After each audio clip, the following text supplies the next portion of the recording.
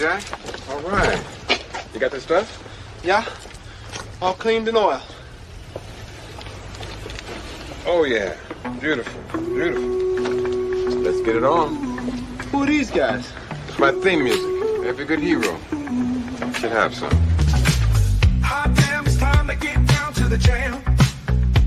It's time to get down, it's time to get down, it's time to get down to the jam. I said it's time to get down to the knowledge, gonna get on down with the know. On the morning coffee show, on morning coffee with Keith, here on Pop Culture Minefield.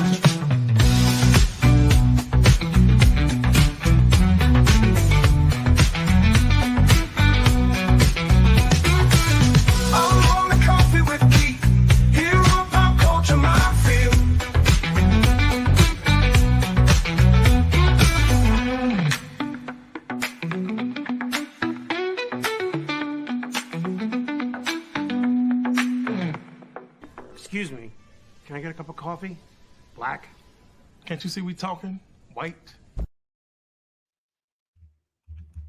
Hello, everybody. It is me, which means it must be Thursday morning. Whew. I tell you, it's been a struggle to get back here. And, oh, geez, as I get older, I'm telling you, just seems to be a struggle every which way. How are you this morning, Martin? Oh, I'm doing fine. How are you, my friend? Long night at work, but nothing too impossible. Oh, wow. But I'm back. I'm here. And today's show is most definitely something that's really just, I'm a big fan. I'm a big comic book fan, as a lot of you out there know. And one of the first heroes I ever had was Superman. This is quite special for me, and really for comic book fans across the nation and around the world. I can't think of any better character to get their own day than Superman, mainly because he is the king of superheroes. He was the first. He set the stage for how everything would go, both in terms with National Comics, eventually DC Comics, and really for all other companies and how they would handle their heroes. And it only seems fitting that we are now, I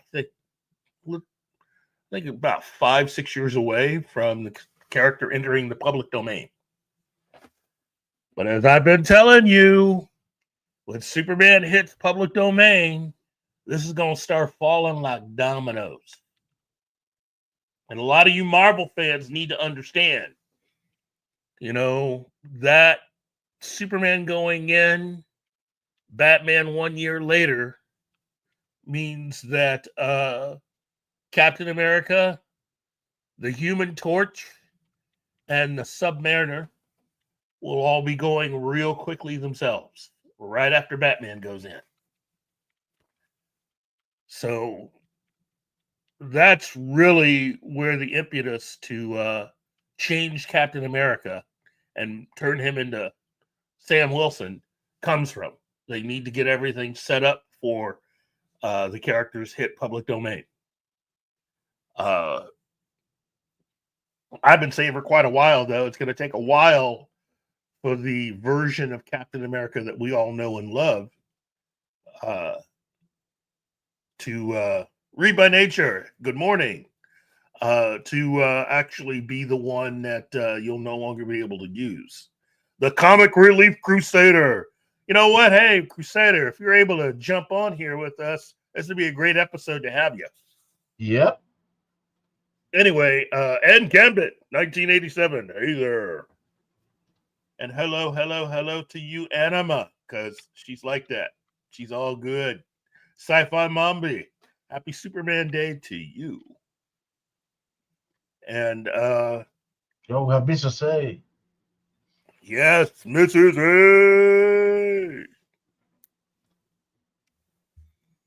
Oh, wow. Anyway, for me, my introduction to Superman was both in the form of the comics and the 60s animated cartoon uh, that they had from Filmation. And I just thought, wow. And you got to understand something, okay? I know there are some people that roll their eyes a bit. They'll go, well, Keith, what about the Fleischer? First of all, I'm not that old. And second of all, by the time I come onto the scene, uh, the only way to see Fleischer cartoons is either in a theater, or you catch them probably at some obscure, obscene time on syndicated television. Other than that, we're talking the late 1960s. So I just really just love the character. He's just always just been there. And the thing that I truly enjoyed was that Filmation really did try to bring the comic book version of the character to life. And what I mean is, for those of you who like to jump on YouTube and see how many different things you can find the Filmation cartoons on YouTube. And if you look at the Filmation cartoons, oh, it's the lovely Penny. Hello, Penny. If you go out and seek the Filmation Superman cartoons, you'll notice that the art style is very much in keeping with the Superman comics of that period. And that goes a long way to building fandom, when you can have your characters match everywhere you look, in every different medium that they appear in. I remember my aunt had a Superman board game. And you got to remember, by the time I came along, this was already building to be like the second great wave of Superman fandom after the television series had already came and went. And definitely many, many years after his first appearance on film, thanks to the amazing Kirk Allen. But there's been a lot of really cool stuff in connection to this character, and how National Comics, now known as DC, was able to get the character out there. And at a time when Batmania just seemed to truly be everywhere, to have kept Superman going the way that they did, that's phenomenal. It's great planning. The one thing you could definitely say about DC Comics when it comes to Hollywood is that they've done an amazing job as far as keeping characters in the public eye when it came to animation. Animation really and truly has been the saving grace for DC Comics. They haven't just been a paint-by-numbers adaptation. In many respects, they will take liberties sometimes as far as stories go. But up until say about I'd say about the time that you get to Super Friends or as Super Friends, the series starts to age a little bit, you start to get away from a few things. And then by the time Ruby Spears comes along and does their Superman animated series, which in reality is the quote unquote official animated series that is directly tied into the films, the Christopher Reeve films. It's the only one that was allowed to use the John Williams music. And so it's meant to be canonical with the movies. So, hey, Gary. Don't tell Keith I'm here. I always wonder if you actually look to see who's on with you or not. Sometimes I do. I just sit there and I when I was back, because I know Martin looks, and I was like doing this to him. Let me come in quietly. That's well, you know how to sneak in while class is in session. That's what the girls all say. You may say Gary slipped through the back door. Oh, So I can't hang out. I just wanted to stop in and say good morning. I've been on conference calls all morning.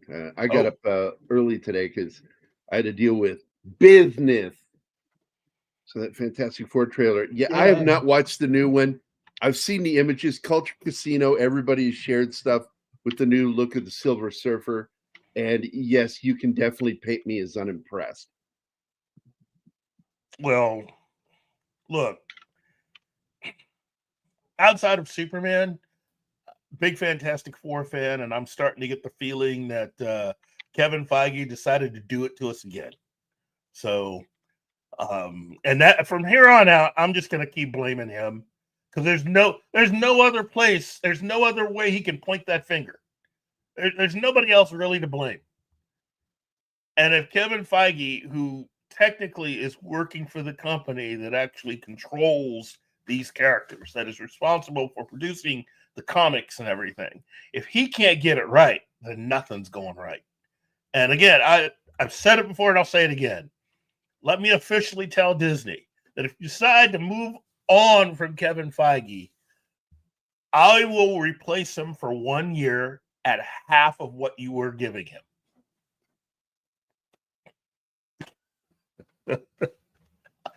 Oh, good morning, Sentai. Oh, I see Bill's here. Yeah, Wink Martindale. Let me just say this for a moment about Wink Here's the Martindale. irony of this. I actually thought he was dead already. Ah, really? So I thought it was like somebody had recycled some news. And I'm like, wait, what? I thought that guy's been dead since 2015. And I'm like, did I cross him with Bob Barker in my head? How did I get so confused with this? Yeah. I look, Wink Martindale was part of a group of hosts who I always remember. It was always good to hear their voices if I was sick, homesick from school, and I was watching TV. Besides Bob Barker, Wink Martindale was one of those. He, again, the guy just was amazing. He was Mr. Game Show. From the number of shows that he had to, just being Wink Martindale. What I didn't know is that he actually had a hit song on the charts. Get out of here. You didn't know that? No. Yeah. Look. This had to be after he was a DJ in the Memphis area. And so he was one of the first people to get an interview with this young upcoming artist by the name of Elvis. So he did one of Elvis's earliest interviews before he hit big. And between that and where we know him today, stuff like that doesn't surprise me, but he did a song. Yeah, he did remember back when they used to have the music and they would have somebody speak over the music? He had a hit song. Yeah, he was speaking. It was a spoken word type song. You type in Wink Martindale hit song, that'll come up. And this is like 1950s, yeah, at least the 1950s when that happened. So anyway, let's see. Yeah, Gambit, 1987. George Reeves was the second gentleman that played Superman in the 1950s. Yes, he was. Yeah, the first Kirk Allen was the first one because you and I've talked about him, and I was so grateful that we got the first Lois Lane and the first Superman to play Lois Lane's parents on the train in Superman the movie. Yep, and that was so awesome. And then, of course, years later with Superman Returns, you had the actor who played Jimmy Olsen in the original working in a bar. Yep. And I love that they do things like that, you know, and God, you know, so many of those actors are gone now. You know, we lost Jackie Cooper back in the 2000s. Noel Neal, who was the first woman to play Lois Lane, I got a chance to meet her in Kansas City. And she was a lovely lady, just a lovely, lovely, sweet lady. And unfortunately, I didn't get a chance to meet anybody else from the cast of the show. But I always enjoyed the original Jimmy Olsen. And he was around for a while. Did he finally die? Yeah, Jack Larson. Yeah, but he was a real likable guy. Yeah, he ended up teaching acting for a long time, and I think, if I remember correctly, Jack Larson was the second actor to have ever played Jimmy, because when Superman first came out, there were only three characters that have been in or been around this entire time. Not counting the Kents or Jor-El and Laura.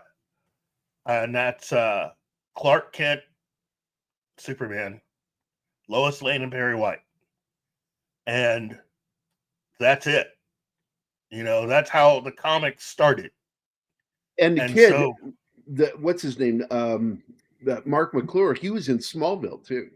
I love that Smallville went back and got all of the actors that were still alive to come on the show. Mark McClure, that's not his only appearance. Mark McClure was in Justice League twice. What was he in that?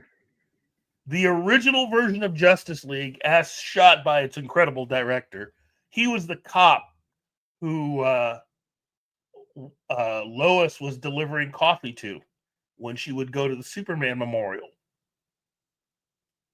Now, in the version that was released to theaters that Joss Whedon did,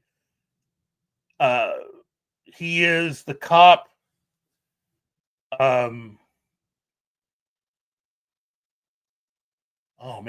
He's the cop for when Barry goes to see his dad in jail.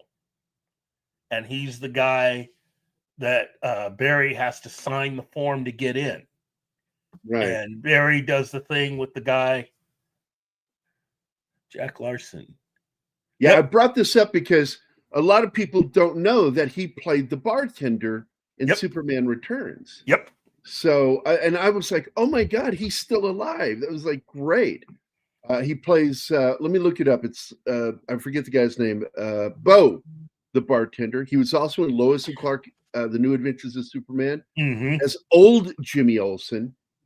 It's just so awesome. Superman show. Where's it at? Superman, the Secret Planet. No, where's one you were talking about?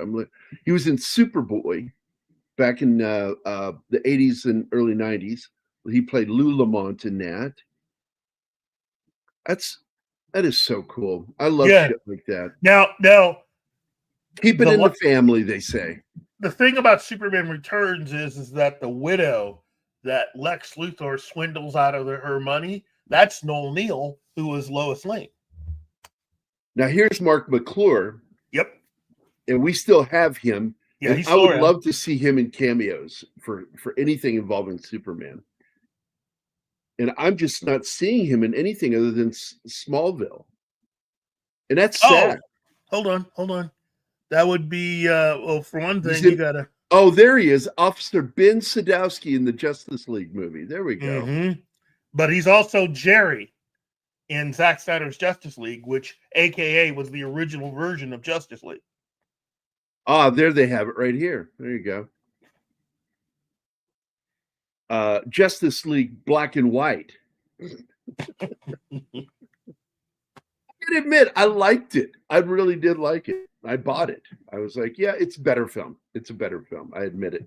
And I've lost my fandom for Zack Snyder. And you know what killed it?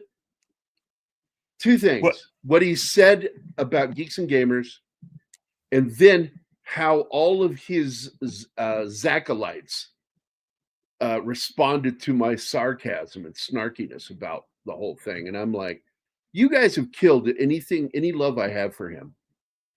You guys did it. I see what you say about Gambit. I see that. I see what you say about Justice League, but dude, I gotta say, I can understand why somebody could not like Justice League. Personally, I just think that it's more corporate interference, because that's exactly what it is. And I don't see why there are people out there trying to protect the people that were pretty much directly responsible with how bad this film ended up being.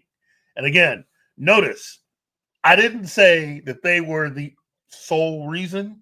I'm just saying that, 75% of the blame goes to a lot of the corporate people. It's just like, there are still some people out there that want to defend George R.R. Martin and still blame Benioff and Weiss for how season 8 turned out. And now, as I and Nerdrotic and others have been saying, you've got to blame George R.R. Martin a whole lot more for how that series ended, because he refused to finish the last 2 books. And Nerdrotic made a point a year ago about this in pointing out that George R.R. Martin wrote and published 7 books during the time when he should have been working on the last 2. So for anybody to come along and try to defend George R.R. Martin like he was doing something, he's working real hard. Yeah, he's working hard on other things. Well, I got to tell you, I don't like anybody whose name sounds like Mork laughing.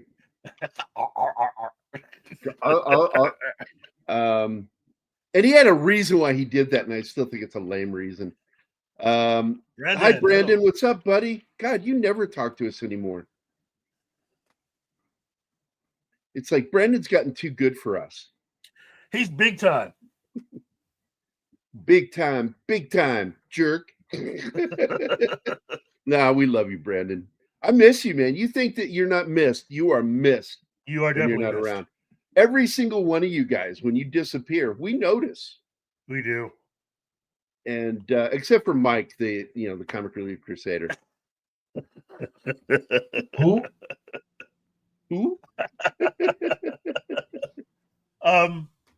But to really bring this back to Superman Day, I think for me, Superman's just one of those characters, and kind of like what I was saying with Fantastic Four. When I was a small kid, there were only certain comic books and certain heroes that I really, really, really loved. Oh, the lovely Sherry. Hello, Sherry. How are you, darling? Yeah, we need to come up with a theme for her, like Catwoman theme from the Batman series. Oh, yeah. Oh, yes. You look marvelous. Marvelous. We, of course, aren't doing Fernando Lamas. We're doing Billy Crystal. doing Fernando Lamas. Because I've said that to people. It's like when I do my Shatner, I'm actually doing an impression of Kevin Pollak doing Shatner. Yeah. Kevin Pollak has same a thing. really good impersonation. My dear friend Steve Johnson, you know who he is, because I tried to get him to be a part of the show, but he had the open heart surgery and he just was scared to do it at the stress levels because he had to stay stress free after the surgery. When I do Sean Connery, I'm actually not doing Sean Connery. I'm doing Steve Johnson's impression of Sean Connery. Oh, I like Steve Johnson's impression was impeccable when I was a young man. I loved his impression. I like Daryl Hammond's Sean Connery from Saturday Night Live. Oh, it's okay. I didn't like his. He's got some. Daryl Hammond's got some really good ones. I always felt his Sean Connery was weak and needed to be a little more throaty. And Mike Shatner is good with the pauses. Mike, who's Mike? Comic Relief Crusader. Oh, actually, he does a couple of really good impressions that I like. Anima always brings it up, so I don't have to. His Arnold is the best. His Arnold is impeccable. The thing he's terrible at doing an impression of is himself. Hey, who isn't a fan of Sean Connery? Seriously, any guy, any man that was born pre-1985, if you don't have Sean Connery in your top 3, your man card is automatically revoked. Okay, he's always been my number 2 for Connery because I can't help it. Timothy Dalton was the closest to actual Bond, and that's why I like him so much. But I saw something the other day and it made me chuckle. Is could you imagine if Sean Connery had dated Amber Heard? How badly that would have gone. Oh, God. Could you shit on the bed? Would you shit on the bed, please? He would have slapped the mess out of her. I know, but he would have told her. He's like, well, you told me to. You told me to shit on the bed. Sean Connery would not have stood for any of that mess. It's like, what? You cut my damn finger off. Well done, Bill. Well done. Ha ha ha. Number 1, right? He blamed his sheriff. He blames the shelf. All right. I got to get going. I just wanted to pop in and say hi to you guys, see how everybody was doing today. It's always good to see you, brother. It's always good to talk to you, man.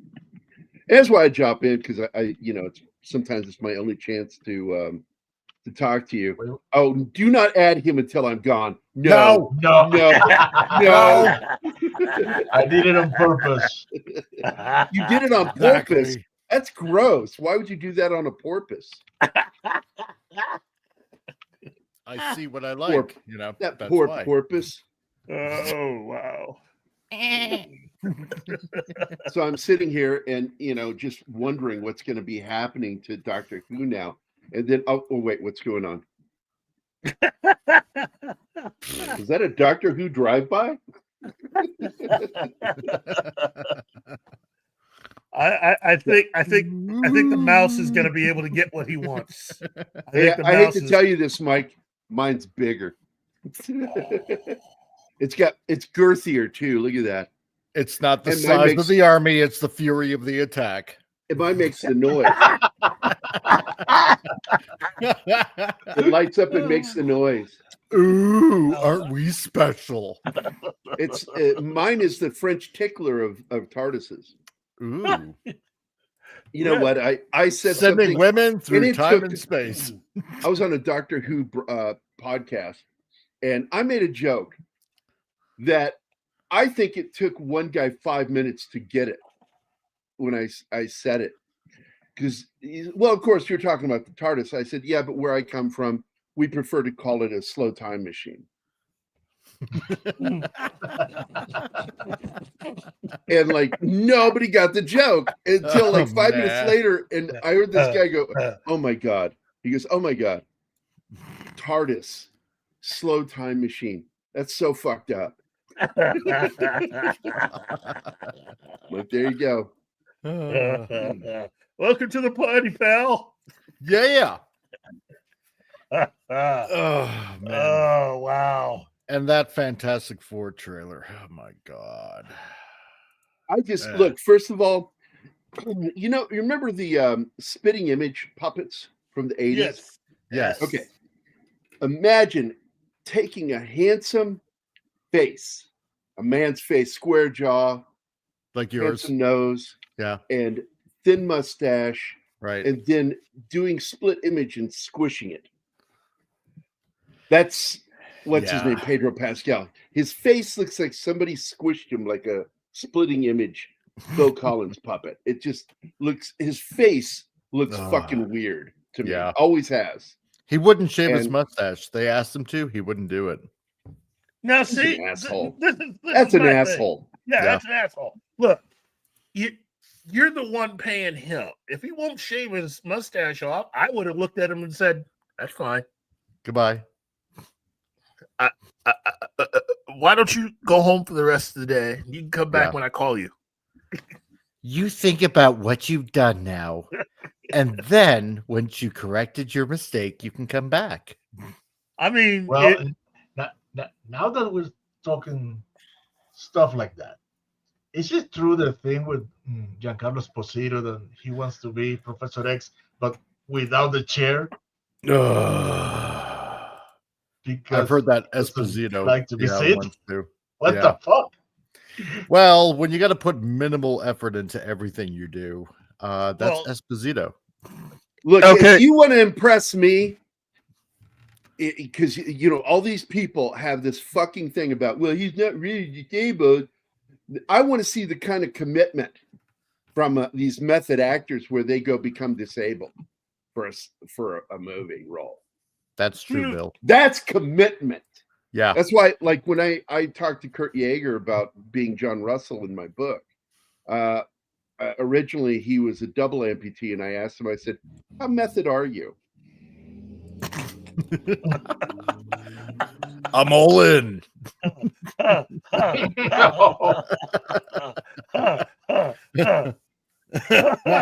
Yo, man, Gary, that's fucked up. Why would you say that to somebody? I don't do it half-assedly. I use my whole ass. Yeah, I don't half-ass anything. In this chair. We are casting for a new updated version of JJ Arms. Who's willing? Now, I got to tell you, if he had shaved the mustache, maybe, just maybe, I could have put up with that as Reed Richards. See, that's an older picture. I'm saying that's at least 12 years ago. He doesn't look like that anymore. And the thing is that if that version of him were the one that was signed up to do Fantastic Four, I could almost see it. But the way he is now, he looks like he's my age, maybe a little older. The way that he looks worn. Yeah. He's worn. I mean, no. He looks like he has been partying a lot. And that's living that good life. And Reed Richards is not that guy. He is really not that guy. Cocaine's a hell of a drug. And again, allegedly, I'm just saying that. Here you go. This is more recent. Not the one on the left, the one on the right. Ooh. And I'm telling you, he looks, because of that mustache in particular, he looks like somebody whose face got squished. Yeah. He does. I mean, you're gonna, because he has a very narrow area between his upper lip and the bottom of his nose. That's a very narrow area, and you put some shrubbery in there, and it just looks really fucking weird. It's pre-soy and soy, and it's just. I'm just saying, I do like Pedro Pascal, just not for this role. He's just not perfect for it. God bless your soul. Yep. You know, he has to keep with his Latino roots and therefore keep the mustache. Exactly. And Reed's got it here too. Pedro's the guy you go to when you need to find a Hispanic actor that you can afford. Yeah. I just like Gladiator 2. Oh, you'll get no argument from me. I The know. only performance of his that I thought he was any good at was when he got his head crushed by the mountain. Yeah. Because that was True. good. I liked that fight scene and him getting his head crushed. I was like, fuck yeah, that was good. I haven't liked any performance of his on anything else. No. I don't think he's a very good actor. I think he needs to take some time off. I don't. Oh, that's right. He's one of the villains in Equalizer. The main villain. He's the Yeah. main Yeah. villain. Well, he's the leader of the, and he smokes him. I like the way he got smoked too.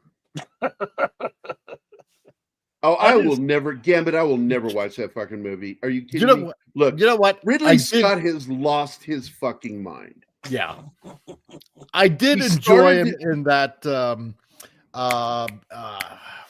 friggin' that one movie there with The comedy? Nicholas Cage. Yeah. The unbearable likeness of Yeah, he was funny. Cage was in that. awesome I'll in give that. him I couldn't stand him in that. I couldn't stand him. No. I couldn't Yeah, but I stand think him. No. I think that's because you cannot stand him generally. Now, what does work with him is as a voice actor when he Yes. is the voice of the Mandalorian. Yes. I was okay with that. Yeah. But the minute he Ditto. took his helmet off, I was like, put it back on. Put it back on. No, you're destroying it. Hide your mother's shame. Yes, He's like an ugly girl that takes the bag off. Yeah. It was the same thing with Stallone removing his helmet as Dredd. And it's like, why? And you know what they Yeah. said? I just watched a video on that, and they were saying that it was the studio execs and Stallone. And I'm like, as I recall, Stallone said that he didn't want to take the helmet off, that the executives made him because they didn't want to pay for a Stallone film where you didn't see Stallone. Right. That's the way Stallone explained it. And also for the international audiences, it made it easier for them to see it as a Stallone film if they saw his face. Right. And then I heard the story that Stallone realized that the movie wasn't going to be as good when he saw the costumes for the judges. Right.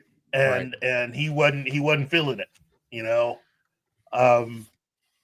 Look, what did you think about the possibility, the story going around that we could actually end up having Amazon do the Dredd television series with Oh my Carl God, Urban? I hope it's better than Big Blue, that debacle fucking launch this week. Boy, God. I mean, have you seen the footage of him? The door opens, the hatch opens, and it's a door. It's not a hatch. I don't think that's even the same hatch or the same vehicle. I'm beginning to fall into line with people saying that whole thing was fake by Bezos. That they fired a rocket up, and first of all, I was out. I'm like, no, I don't want I want no part of this. When you heard them screaming like a bunch of girls on a roller coaster inside this vehicle, I'm like, what the fuck? And then they show the vehicle, and somebody inside just opens the door, and the girl there, the handler, like yells at them, no, and tries to hide it that just happened live. Somebody from inside the vehicle just opened the hatch. Oh, and then they go up and they make it look like he has to undo something. He's got his body in front of the camera, unlatching. Bezos is there. And I'm like, this is the biggest grift I've ever seen. Yeah. 100%. And Bezos has turned himself into a carnival barker for a fucking roller coaster ride. And he's coming across more Ringling Brothers and Barnum and Bailey than he is what Elon does, because Elon's a real fucking science guy. You know, it's rather curious. Sorry, go ahead, Gary. No, you go ahead. No, it's rather curious that, you know, I mean, you do it anyway. You just talk right over me. I know. What? It's just amazing. You know, with the cameras that they show while they were in orbit. Yeah, right. You know, it's amazing that they didn't show any of the footage as they were lifting off inside that little capsule with all of them in there. Oh, you mean like when Shatner went up? Yeah, like when Shatner went up, right? You know, kind of curious. Yeah, this was pure. This is pure publicity. Exactly. It's a publicity stunt. Yep. And I loved when Oprah's friend said, they act like we were on a ride. You were on a fucking ride. You had Shatner was on a ride. Yeah. He's not an astronaut, but he got to go into space. Yeah. I think that's wonderful. Captain Kirk got to go into space. I'm like, I love that, even for 1 minute. Yeah. But this is just a bunch of cackling hens. It's like sending the View up. Exactly. Again, leave it. Don't bring it back. If you get something like that off world, you leave it. So anyway, I don't think that it's real. I think it was pure publicity. I think that it was a dodge is the word I'm thinking of. Because I'm reminded of that line from Ghostbusters. You treat these things like it's a dodge when they're getting kicked off campus. The head of the faculty is like, you treat everything. He's talking to Vinkman. You treat everything like it's a dodge. And that's what that came across as. And anybody who says it didn't come across that way is either an idiot, a liar, or just being flat disingenuous. Yeah. And you've got ulterior motives as to why you're not saying that. Because it is clearly a fucking dodge that got handed to us this week. Katy Perry coming out and kissing the earth. Jesus fucking Christ. Yeah. I mean, at least when Shatner went up, that was genuine emotion from a man who I don't think he ever thought he would ever get to space. Right. And you see it on, I mean, look, Shatner's an actor, but even you see what he's going through on his face. A fantastic actor. He is the greatest of his generation. I just think that you're seeing all kinds of things played out with him. And these ladies go up and it's like a ride. It's King's Island. And then they get mad about it. People saying that about him. You wouldn't say that about a man. Yeah, we would. Look, if you weren't pushing any buttons, like real buttons, not those fake ones that they gave the monkey. Remember when the monkey went up, had shit to do? It was just testing his acuity, not giving him control of the fucking ship. You're not a fucking astronaut, and stop acting like you are. It's like, Jesus, that little after show that they did was even more cringy and embarrassing than the event itself. Here's another thing. Poetic. When Elon's pod came Mike, back. Hold on. Oh, yeah. Hold on. I'm sorry. When you put Shatner in space, it's poetic. Yep. You don't need to say anything past that, Reed. Exactly. That right there is a statement all by itself. Well said, Reed. So go ahead, Mike, about Elon. When Elon's pod came down, you could see scorch marks upon re-entry. No scorch marks on that vehicle. Exactly. You didn't see any of that. Like, give me a break. Come on. This is all fake. On the other hand, speaking about comics again, did anybody see that Youngblood trailer on X? No. Oh my God. It's so cringy bad. It's so unbelievably bad.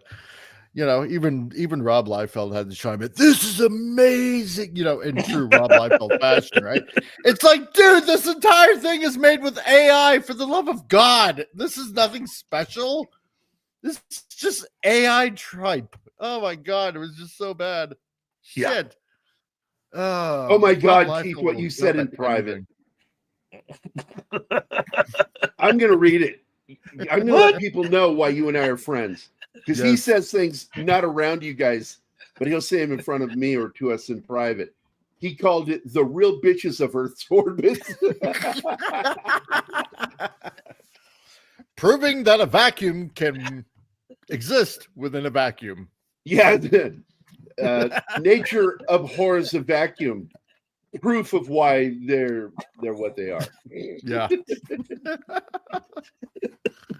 Oh, man. Oh, shit. All right, I'm going to get out of here, guys. I need to go hang out with my woman. I saw her in the chat. I think she's still here. So I had meetings out the wazoo this morning. One of them with Julia, Julia Dye, Yeah. getting updates on how Skipper is doing, and he's doing fine. He's not quite as busy as he used to. I think he's saying no to a lot more stuff. He's an octogenarian now, man. Mm-hmm.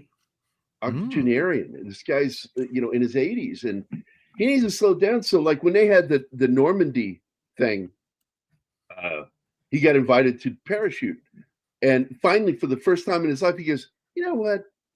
No, I'm not going to do that. I'm old. I need to stop doing that." And I'm like, thank God, because I like to have my boss around for a while. I love them, Yeah. And then, of course, she had to bitch at me about a couple of things that she has every right to bitch about with me. And people who bitch about me, I would say 98% of what they bitch about with me, absolutely on the mark. On the mark.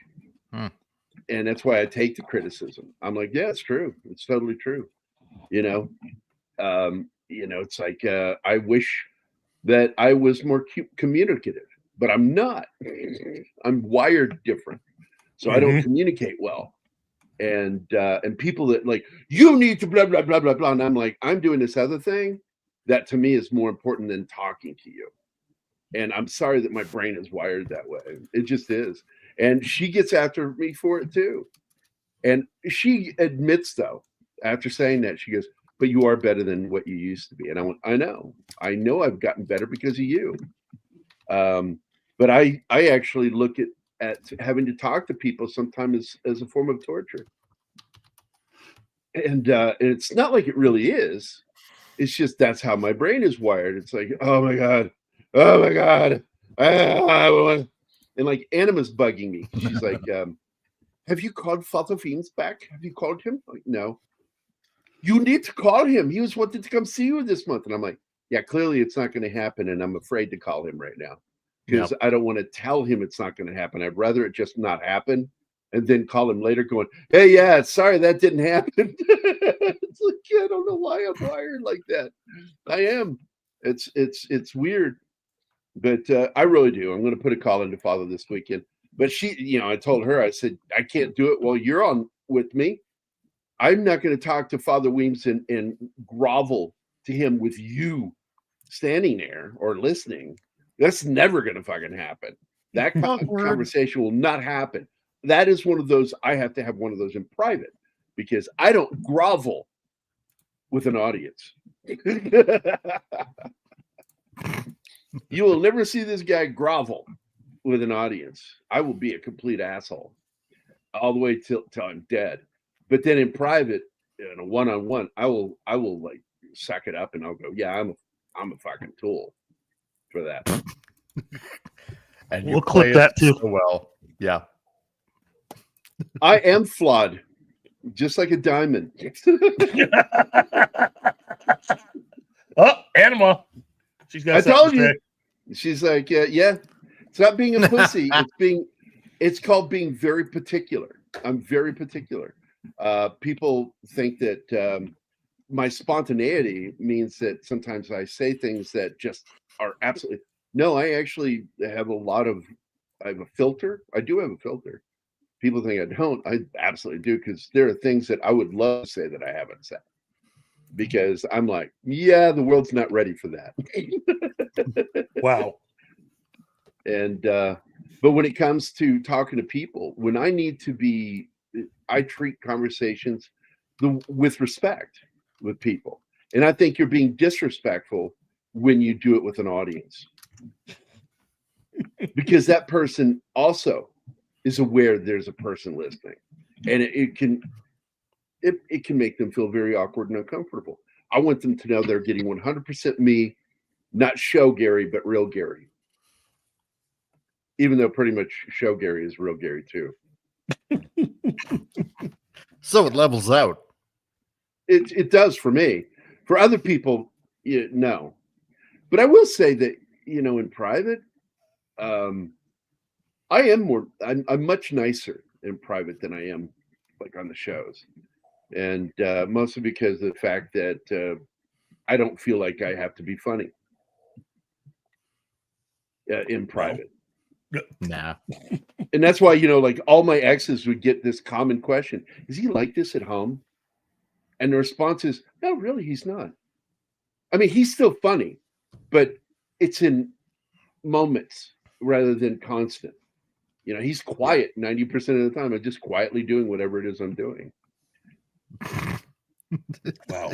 And I'm oh my God. What the fuck is she? What? Meanwhile, back to Superman on Superman Day. See, I can only marry a woman that knows how to be a bitch to me. There you go. That's how you know it's true love. Yeah. Love. Ooh, love. Because for true love to exist, there has to be the element of tolerance. Yeah. Without tolerance, it's not real love. Yeah. I love before I go, I have all of those. I have all of the Fleischer Superman cartoons. I love those. And they're available for free. Let me see if I can find this real quick. It's not just the Fleischer cartoons, it's the Fleischer toys too. They have put out figures that match the Fleischer cartoons. And so if you're gonna get the Fleischer cartoons, get the toys as well, get your official Fleischer t-shirt, Superman symbol shirt, and just call it good, because those are just great cartoons. Great cartoons. True. Now, True. let me ask you, Here it especially is. Gary, Hold on, before we move guys. on. Yeah. Public domain, movies, and cartoons. Here you go. All right. Don't misspell grandfather clock. No, I have spell check turned on, so it'll turn bright Okay. red if I screw up. All right, there you go. There you go. If you want to see public domain movies and cartoons, this is a place that Fat Steven Seagal and I found. And it's called Public Domain Movies, but it also includes cartoons, classic cartoons. And these are all within the public domain. And you can use them for whatever you want. If you get a claim, challenge that claim and show them it is in the public domain. And they'll remove that. Sweet. Very much so. Absolutely worth your time. A lot of cool shit in there. A lot of cool cartoons and movies from the old days. Wow. And anything that's hit that age. Sometimes, though, just to let you know, some movies will end up in public domain because the studio saw no value for it and didn't continue ownership of it. Mm-hmm. And you'll find more modern stuff in there, too. The thing that gets me is the song that they tried to get for Blade Runner. Mm-hmm. By the that black singing group. Oh my God, I forgot the name. Gasp. Anyway, it's the old sounding song in the movie. One More Kiss, Dear is what's in the movie, and it's made by Vangelis to sound like an old song, but it's actually based on a song by the Ink Spots is the name of the band. The Ink Spots. And they wanted, I think, $10,000 or $20,000 for the rights to use the song for the movie. And Ridley's like, no. He turns to Vangelis, can you make a song sound like that? And so he did. And they're lost. They could have got money for that, but they got greedy with it. But that's because the song wasn't 75 years old yet. And why is it 75? What was it used to be? 50 years? Right? Yep. And then Mickey Mouse. Yep. Disney fought it and they changed it.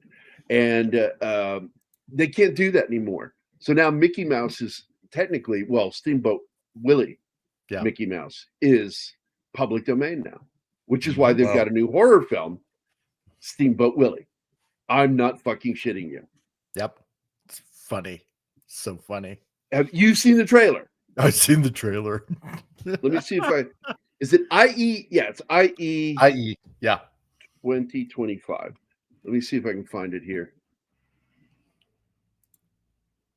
And then the one with Bambi too. Oh my God. I have not seen that one. Oh, it's so funny. Oh yeah. Oh my God. The name of the movie is Screamboat. Yes. Screamboat Willie. But he's called. I think only he's called Steamboat. Steamboat in the movie.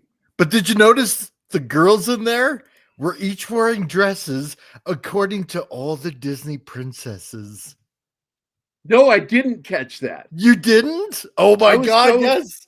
I was so hyper focused Yeah. on the terrible makeup they did for Screamboat, and this Yeah. is what it looks like.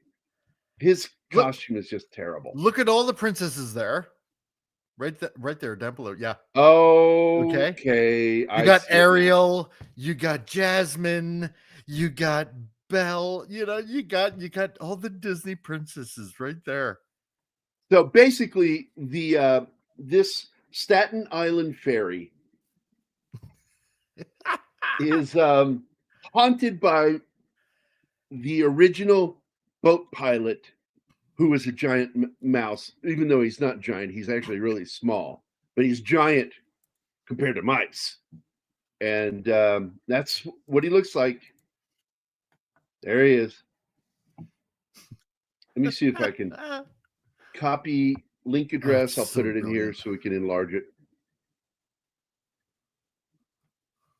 There he is. Can you guys see him? Oh yeah. Yep. This is terrible. This is so I bad. know. But I'm gonna fucking watch this movie. Just so I can say I've watched this movie. Now you say they did something else. What else did they do? Yeah, Oh, yeah, the there girls, are the three princesses. more movies. Oh, Bambi, What's Bambi. Bambi. Oh, Bambi I yeah. haven't seen, so I gotta go look that up now. Oh Lord, yes, you have to. And I will tell you guys, I am not excited for the Fantastic Four, but I gotta admit my pulse has jumped. I saw it jump and I felt it on my wrist. Oh, it jumped a little. With the last trailer for Superman. I will tell you that I still don't think they understand what people want with their trailers when it comes to Superman. We want hero. Yeah. We want the not seeing him so much as hearing about him and people in danger needing him. That's how you promote Superman. And John Williams created a theme that had that buildup, almost like Jaws. Bump it, bump it, bump it, bump it, bump it, Yep. bump it, bump it, bump it, bump it. Then it just ba da da da, and then Superman, and it's like fucking shit. That's how you do a fucking theme, and that Zach and I don't know about Gunn yet if he understands this, but I think he understands this is his ass. He better deliver. He knows it. And I think that he is trying to make the best Superman that he fucking can. And a lot of people talk shit about the actor playing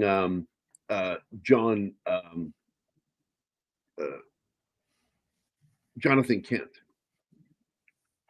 Mm. And I'm a fan of that fucking actor.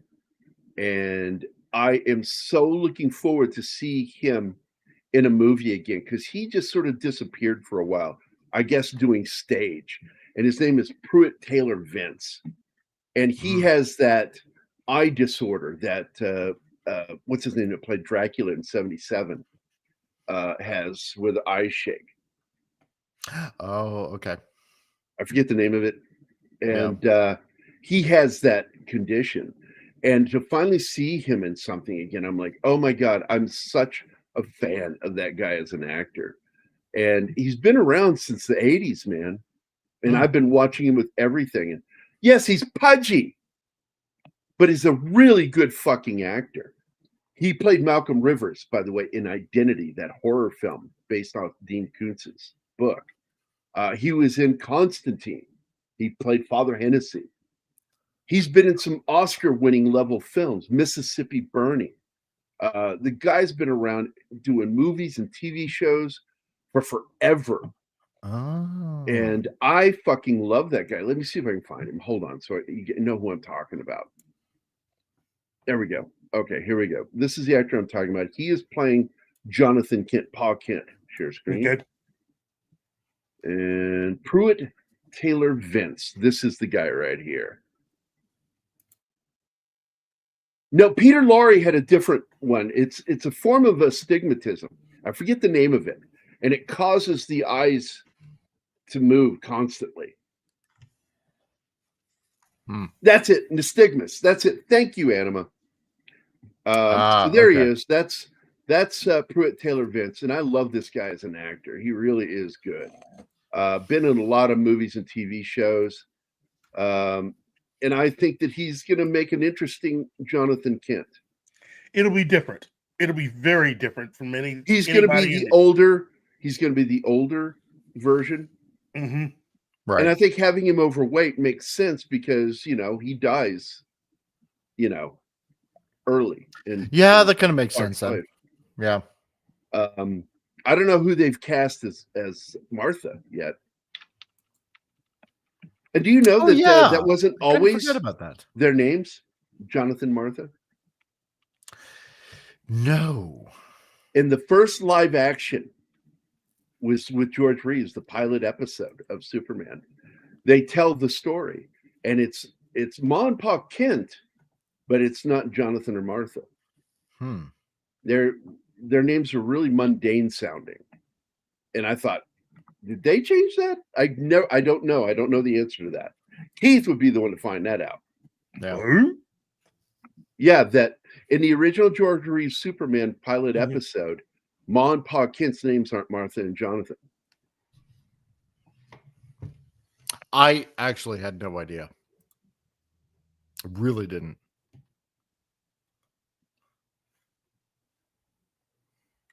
Let's see if I can find it here. Lois and Clark, I don't want that. Mention a TV series. Here we go. I'm sorry. I love the theme from Superman too. It did the same thing. Superman. It says Superman in the way that the music is phrased. Did you guys ever know that? I mean, that piece of the musical cue segment is very popular and definitely something I would have done had I been given that opportunity to do one. So, yeah, here it is. It is Eben and Sarah Kent, and I think they just wanted to give it a more Midwestern sound. Right, is why they did it. But this was the first time you hear Superman's biological mother's name is Laura. Laura L. And I forget who played the mother and father in that. Let me see if I can find it. Dr. Krypton Council. This guy, though. Now that I'm I see the actress that played Laura, but I do not see the actor that played Jor-El. So you have Laura and Jor-El. All right. But they changed the names, I think. And Keith, you should look that up why they did that. But I suspect because the name Eben and Sarah sounds more Midwestern, more rural. Rural. Keith? Mm-hmm. I'm feeding you info to find out because you're good at that. Well, I was looking something up. Hold on. Yeah, see, now you're humming the song.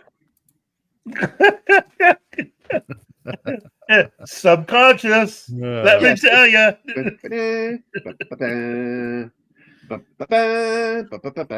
I love the theme to the original Superman. Yeah. And John Williams kind of went with it. Yes, and yes, he that's did. why his theme, it's different. I think it's better. Yeah. It's more, it's emotionally evocative. In fact, I told Anima one day that if you play the Superman theme from the beginning, for me, I will get emotional. The moment I hear the bump it up, bump it up, bump it up, bump it up, bump it up, the minute I hear that, I know it's coming, and I get my 13-year-old that lives in my chest it swells emotionally, and I get really emotional. You can't talk. I can't talk to you when it happens. I get quiet because I'm emotional. Super heroic. Yeah. There's something about Superman that theme by be. John Williams. John Williams writes themes that hit you in the chest, and it stays with you. and that's why they'll always be better. So I'm going to get the fuck out of here and There was go hang out with my somebody. girlfriend. What? Cool. Oh, cool. So, Is No, it there cool was with just a you, Mike? picture that. All right, is it okay with you if I go? I got to make sure it's okay with Well, you. I I guess. go if it's not okay I with you. suppose it's okay.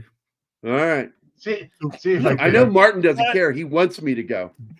Yeah, I know. it's always good seeing you, Gary. Okay, I love you guys. I'll catch you guys later. Okay. Bye, boss. See ya. 3 buttons. I got to click 3 buttons to fucking leave. Stop whining about that. I fucking hate that. I'm never gonna gripe online. I gotta press 3 buttons. First world problems. Yeah, exactly. There was a picture there. I don't know if you know about this, Keith, but I'm sharing a picture there of that somebody shared with me a few months back of Fine's Superman idea of like way back in the day. I don't know if you've ever seen this Okay. or not, but I think it was like his idea for Superman from way back when.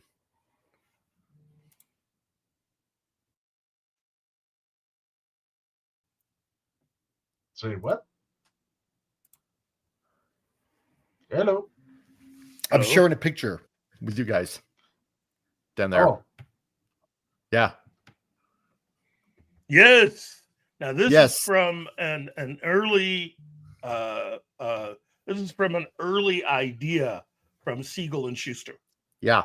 wait. And, Isn't that a John Klaus Schwab?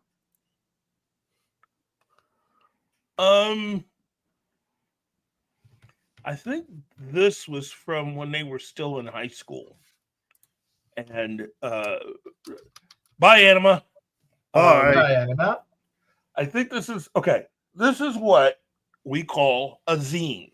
Now, for those of you out there who have never heard the word zine, zine is actually was a term for product made usually by someone in their home, and then they would go out and create multiple copies to sell. It's short for really magazine, but it's really just some really homegrown, non-professional stuff. And Yeah. this is the work of the 2 young men who would eventually go on to create Superman. So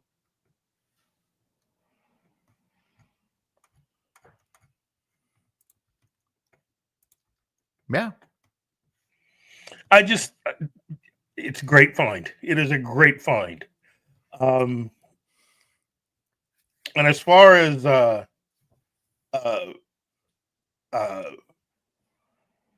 Siegel and Schuster, a little side note, there is a thing that you can find on Facebook. The Siegel and Schuster Society is what they call themselves. They're trying to raise money for a statue dedicated to these 2 guys that would be placed in their quote unquote hometown of Cleveland, which is in actuality the place where Superman was actually born. So Right. it's a nice little statue there. As I was saying before Gary arrived, Superman is just one of my favorite heroes. And the king of the superheroes is what I still call him to this day, because he really was the inspiration for a lot of what would become popular hero-wise after. Without Superman, you wouldn't have Captain Marvel, Shazam. You wouldn't have that character. Realistically, you wouldn't even have Batman. Yeah, true. Because Batman was created in the shadow of Superman. Mm-hmm. But again, it's from the character's debut, Superman has done nothing but just entertained. I mean, his comic strips were enjoyed by kids eventually becoming getting his own hit comic book, and then going off and getting that radio show, which was really the basis of everything. Yeah. The radio show is what came up with the idea of kryptonite. And Bud Collyer was the voice of Superman. And when the show was canceled, I think many years later, Bud Collyer would get an opportunity to work again with Superman. So you had the movies, the first one with Kirk Allen, and then the third one with George Reeves, which is really the backdoor pilot. And that show was so popular that it became the basis of how the cartoon by Filmation would be named. The series was The Adventures of Superman. Okay. And oh, Bill, yes. Look, the thing about Icon is it just seems like nobody at Warner Brothers really is interested. I would love there to be an Icon movie, but I don't think anybody at Warner Brothers is currently interested. That's really where I am on it. There is absolutely no reason not to have an Icon movie, but they seem to be finding all these reasons not to make one.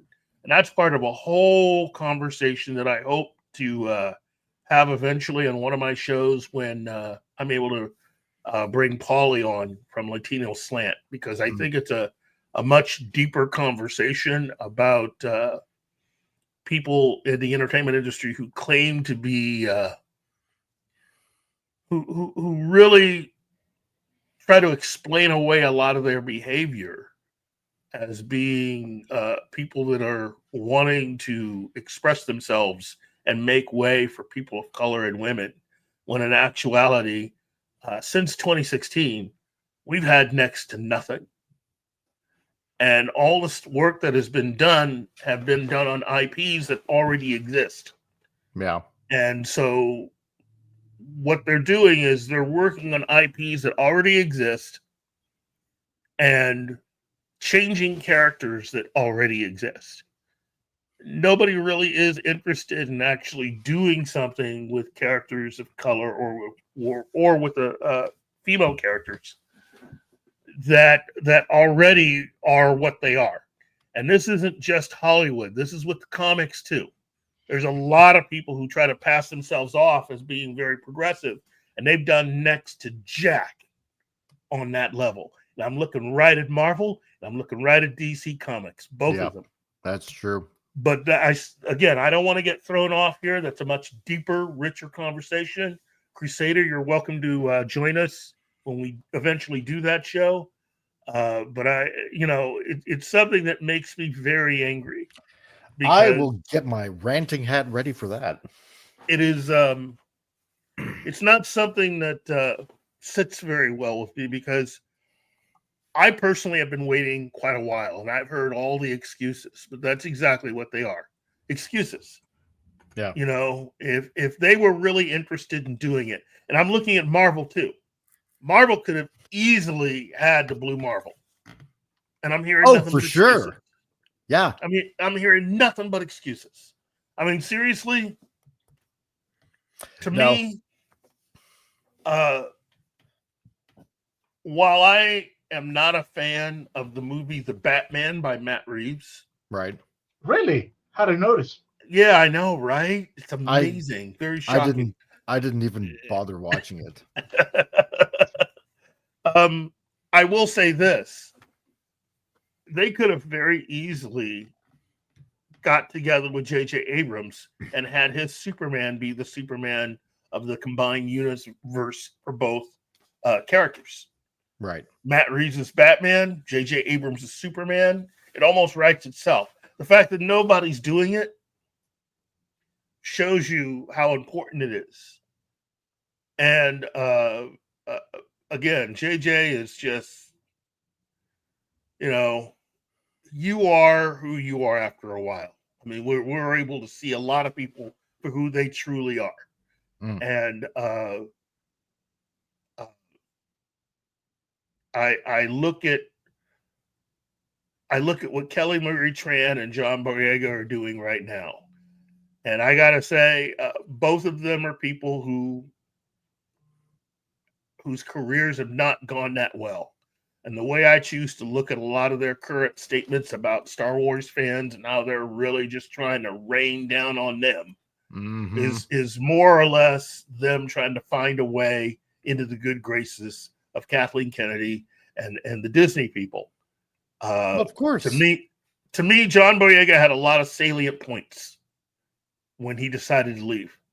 Yeah. And for him to just reverse course and say the things that he's saying now, it's a cop-out as far as it I'm is. concerned. It is 100%. So, but again, that's not what this episode's about. This episode is about celebrating, again, the king of the superheroes. Superman is just a fine character. And given the sheer number of characters, those of you out there who actually, Bill Barkley didn't also do, yeah, he produced it. That wasn't something that he actually shot, but he did produce it.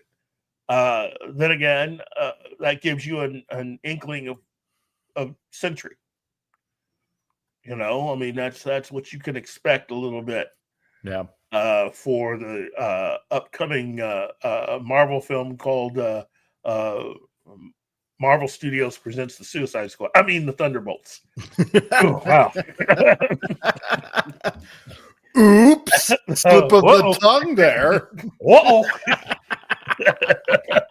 And to be fair, I like all the actors involved with it, but let's all be serious. Yeah. The only reason why Bucky's in that movie is that if he weren't in the movie, nobody would care. Exactly. I wouldn't. I would not care about this film at all. I still don't. What movie are you talking about? Thunderbolt.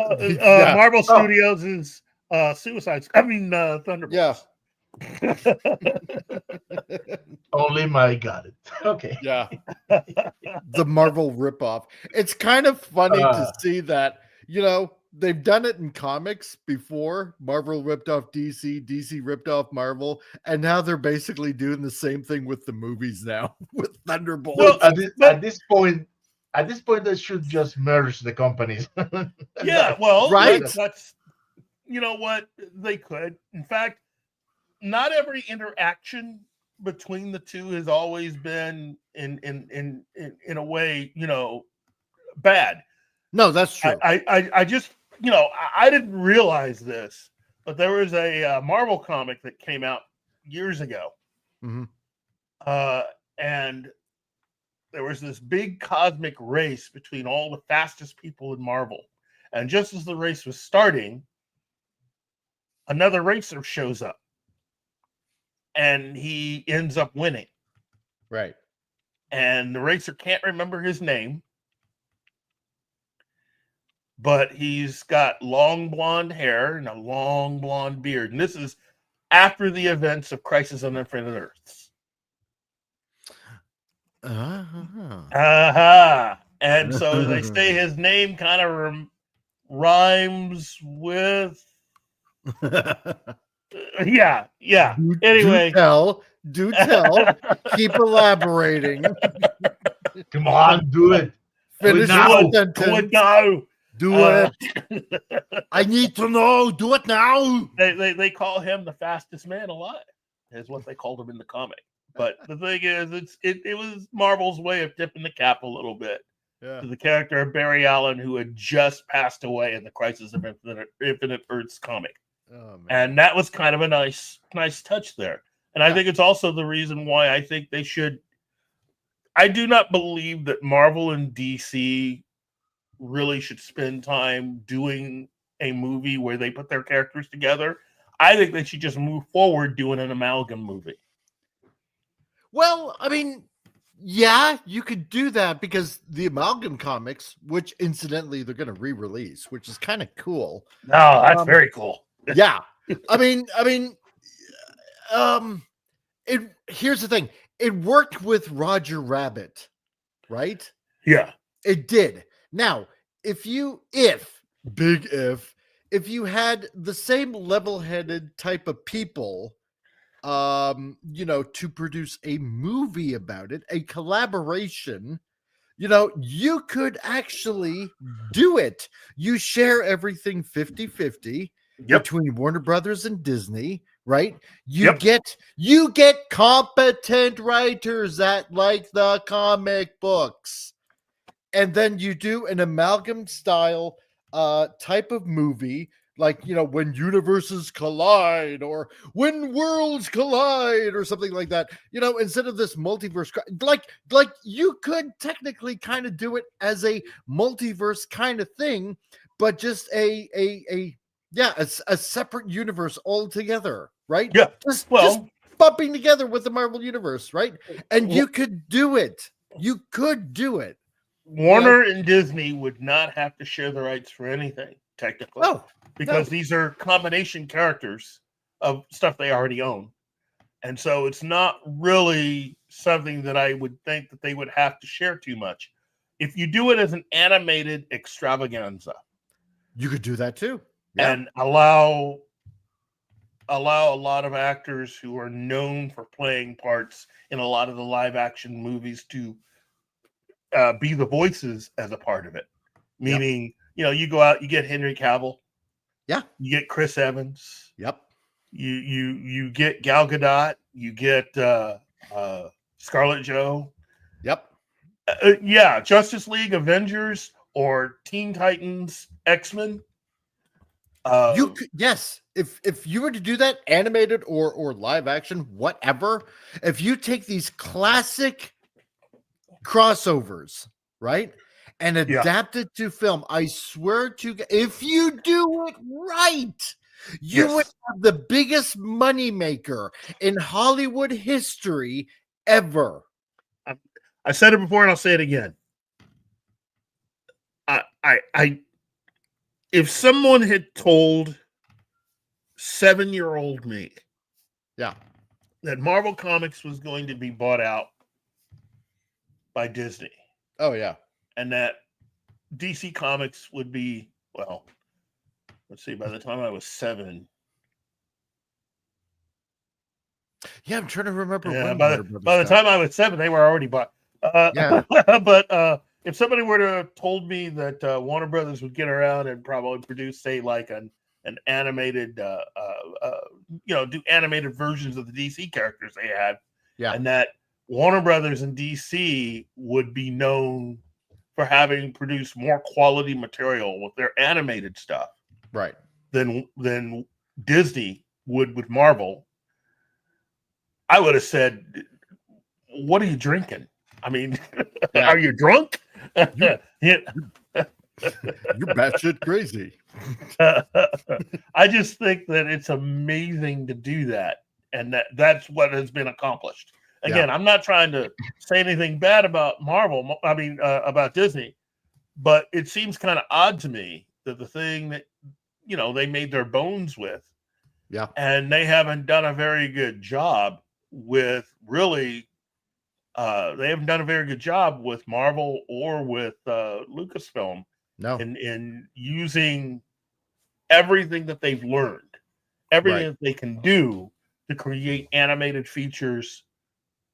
Really, for any of that, and I think the only animated feature that Disney has put together with Marvel is pretty much Big Hero 6. Yeah, that's it. That's pretty much it. And that's sad. And it wasn't even Marvel's Big Hero 6. I know. That's the weird thing about it. Yeah, Martin.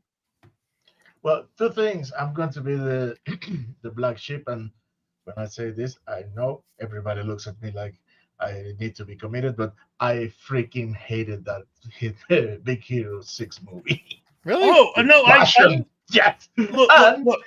yeah, wait. Yeah. Before you bring up the torches and the pitchforks, let me run Tim's video.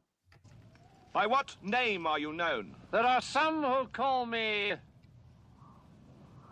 Tim. Love Oh, that. that's right. Tim wanted me to say Uranus is probed.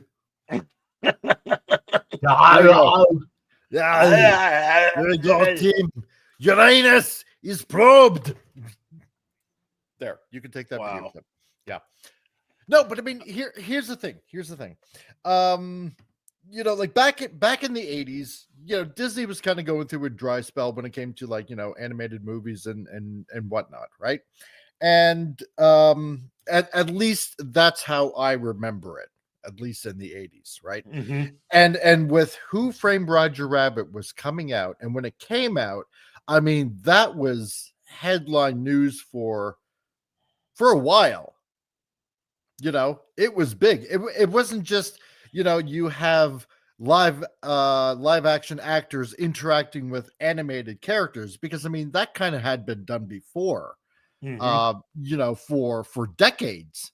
And, even though it was rather fun to watch it, it was the fact that you had two separate properties just wanting to have fun with their characters and just making a movie together, because it's just two different lines that you never thought would ever meet up, and they finally meet up in just a fictional world of this toon world, right? Yeah. And that's all that it was. And it was a smash hit. I mean, it was everywhere, and of course later on we found out, who ends up owning the Roger Rabbit property, and that's okay, not that he really ever made a comeback, as it was anyway, but you could do it. And maybe the third sequel. God. I agree. I agree. It's just really, it just doesn't seem right that Disney can't seem to really do anything. Get their ass in gear. Yeah. Yeah. I mean, if they did it for the first 2 years, you had a roadmap. You had something, right? And then after that, it's like, oh well, what do we do now? I don't know. Let's just make films and see where it goes, and just put a B-list villain out there, and hope it sticks to the wall, basically, right? It's like we banked all the money. And now what? Now it's like we're taking a break and we're just putting movies out, right? It's like, no, if you want to keep the roller coaster going, yeah, sure. It wasn't like I'm just gonna say this. Captain America, as much as I liked and enjoyed the Captain America movies, it wasn't really 616 Marvel Captain America. Right? It was kind of like, in a way, like Ultimate's Captain America, in a way, right? At least to me, right? Yeah, but I mean, it was still good. It was still, it still kept to the essential core of what Captain America was, right? And I don't want to say this is what DC keeps on getting wrong, but and this is what I fear about the Superman movie coming out, right? Because it's everybody's it's everybody's stamp or everybody's version of what they think Superman should be, or what in their mind Superman is. And you know what? That's the wrong direction to go, because everybody has their iteration in their mind of what Superman should be, because you got to think, like, this is the penultimate premier granddaddy of all superheroes. This is the first. superhero, essentially, in the 20th century and 21st century, right? Let's go back. Because to me, I think what should be done is like, because again, it's going into pretty soon it's going to be it's going to go into public domain, but of course you can only do certain elements of Superman once it goes into public domain, and whoever starts to do that, making little independent comics, so to speak, they're going to make a mint, and the thing is, let's go back to the core of what Superman was, and build on it. And then you see the progression of the hero, right? Because if you want to drag this new gun DCU universe out, right? If you really want a good homage to the legacy of the first superhero to be published in the quote unquote modern era, so to speak, right? Like the birth of comics, essentially. It's like, then let's take a trip through history, right? And let's start out like as the first Superman. And then let's build on, should there be a second movie? Let's build on a bit more. Let's build on the personality a bit more. And then you snowball it and whatnot until you have the ultimate Superman, say in a third movie or something like that, I don't mind the James Gunn trailer showing a beat up Superman. I really don't, right? Yeah. Superman was a strong man in tights and able to leap over tall buildings and slow down. He didn't fly. He just I don't want to say he just jumped, but you know what I'm saying, right? He wasn't like today's Superman, practically invulnerable to like everything, right? He did have a few weaknesses here and there, although not many, but but at least bullets could still bounce off of him and stuff like that, right? And faster than a steaming locomotive and stuff like that, right? But build on that, build on the beginning. And at least have fun with it. At least you can have a little bit of fun with it. So I don't mind. Maybe that's what Gunn is kind of playing off of maybe a little bit of original Superman. I don't know. But I ranted long enough, and I'm just. Oh, that's all right. That's fantastic. Again, it's passion is really what it is. Yeah, and passion's good as long as you have fans out there that are passionate and preferably vocal and interactive. You've always got something, because the moment the passion is no longer there, the moment you stop hearing from them, then your IP is dead. Yeah, and I would rather not see that happen to a lot of these characters, but we'll cross that when we come to it. And for Superman, that's coming fairly soon.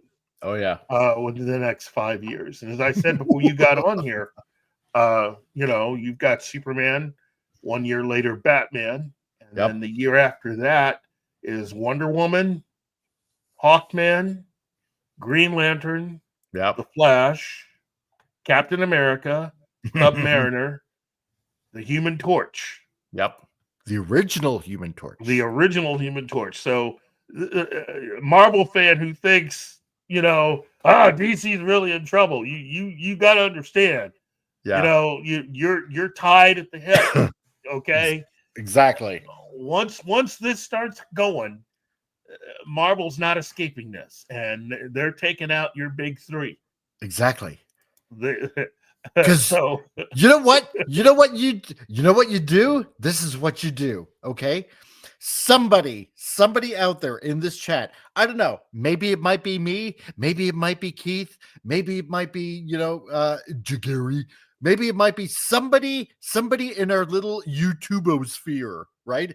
In our, as I like to call it on my channel, the geekosphere. Okay, that somebody probably should get started on a comic once this goes into public domain, and start putting out Superman comics. And then you know what? Eventually, after a few years, once Captain America is out in the public domain, you start making your own little amalgamed universe.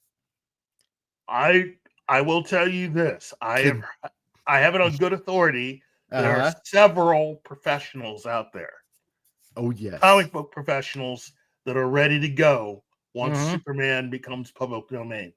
Yeah. We're going to get a plethora of people's interpretation. Now, remember, I want in. Just like with Steamboat Willie, once this happens, remember, if you don't want to get sued, the version of Superman will be the first version will be the version of him that first appeared, meaning that it will be the version with the yellow kind of pseudo symbol on his chest, with the very thin S there, and the leaping, not flying version of Superman. That is the version that will go into public domain first. So you cannot just willy-nilly pick up any issue of Superman and just doing your own version of that. Exactly. So Action Comics 1, that's what you start with. And when Batman goes, it's that original first version of Batman. Yep. Not anything that you've seen in the last 10 years. Yep. That'll still get you sued. No Batmobile, no Batarang. Actually, no. You can have a Batmobile. You could have the Batmobile. That's true. The Batmobile, the Batcave, Alfred, Commissioner Gordon, Bruce Wayne, utility belt, and maybe 4 or 5 other things I can think of were all part of the beginning. So all that goes in. What you can't have is Dick Grayson. No, because you've got another year. I mean, Batman's 1939, so you won't be able to use Dick Grayson and Robin for another year, because that's okay. Yeah, because at least you got a year to set it up, right? Yeah, you know? But I mean, oh my God, pleasure overload. Can you imagine? Like, can you imagine? It's oh, it'd be so good, man. And then you could literally bring back Superman the way he was supposed to be. The way he was supposed to be. And it's going to be through independence, right? And this is why Hollywood fails. And this is what I've said for quite a while. This is why Hollywood fails, because they've let in incompetent people that have no respect for history whatsoever and that want to make every superhero in their own image. And it doesn't work. And this is why nobody buys your comics anymore, because you've disrespected the whole entire foundation on which everything was built. And it's crumbling now. And when you take the pickaxe to your foundation, your house is going to crumble. Well, somebody's going to end up taking that foundation and securing it. And once it goes public domain, and they're gonna make bank. Oh, it's I'm telling you right now, Marvel fan, you should be very scared, because once your big 3 goes, that just means somebody will be able to come up with their own version of the Invaders. Yeah. Oh yeah. Can you imagine? Oh, dude. Oh. We got to set something up now. You know. You, me, Gary, and a bunch of others, we got to set something up now. We gotta, you heard it here, folks. We should plan something now and get it ready. I will say this. Not all of Marvel will go initially, because you still have to cover the fact that Marvel went out of business for a little bit and then comes back in the 60s. So you're going to have at least another 20 years. Oh, that's fine. 30 years. Yeah. But so it's going to be a while before Fantastic Four, Spider-Man, X-Men, and all those go. Oh, yeah. But it's definitely not going to be as long as many people think. Let's see. Wait a minute. Read by Nature says, didn't DC have Superman depowered a few years back to resemble the early Superman adventures? Could that be a strategy to suit people wanting to use public domain Superman? Okay. If it is, it's not a very good one. The way it works, and this is all set by the president that they had with Steamboat Willie, is that everything in Action Comics #1, the way Superman is in that issue, and the subsequent issues, at least of the rest of that year, okay, need to be, if you do your own version of it, you need to base it on that version of the character from that period. Yep, that's it. Period. Anything that you do outside of that will leave you open to possible legal action by Warner Brothers. And trust me, right. A lot of you here may not have respect for Warner Brothers, but understand their lawyers are still good. Yeah. They will earn their money. It's basically every year, things are released into public domain. What they are in that particular year of public domain release, you can use. Anything after that, right? Like say, the whole entire year of, the very first Superman, right? Like Action Comics #1. Within that year, right? Of that year, you can use. Anything after that year, right? You can't, not yet, not until the following year that it's released into public domain, then you can use it. So you have to time out everything per year of the release of new things that came out. So new powers, new devices, new characters, stuff like that. You can't just throw it all in, because there are some things that are covered by the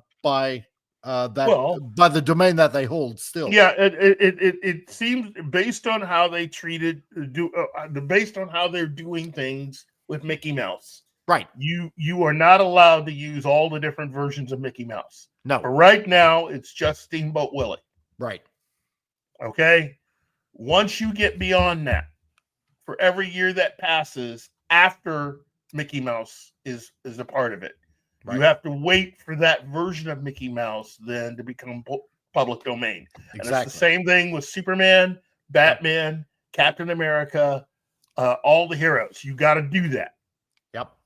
So, look, there's a lot of you out there that'll just go ahead and do whatever you want, and that's fine.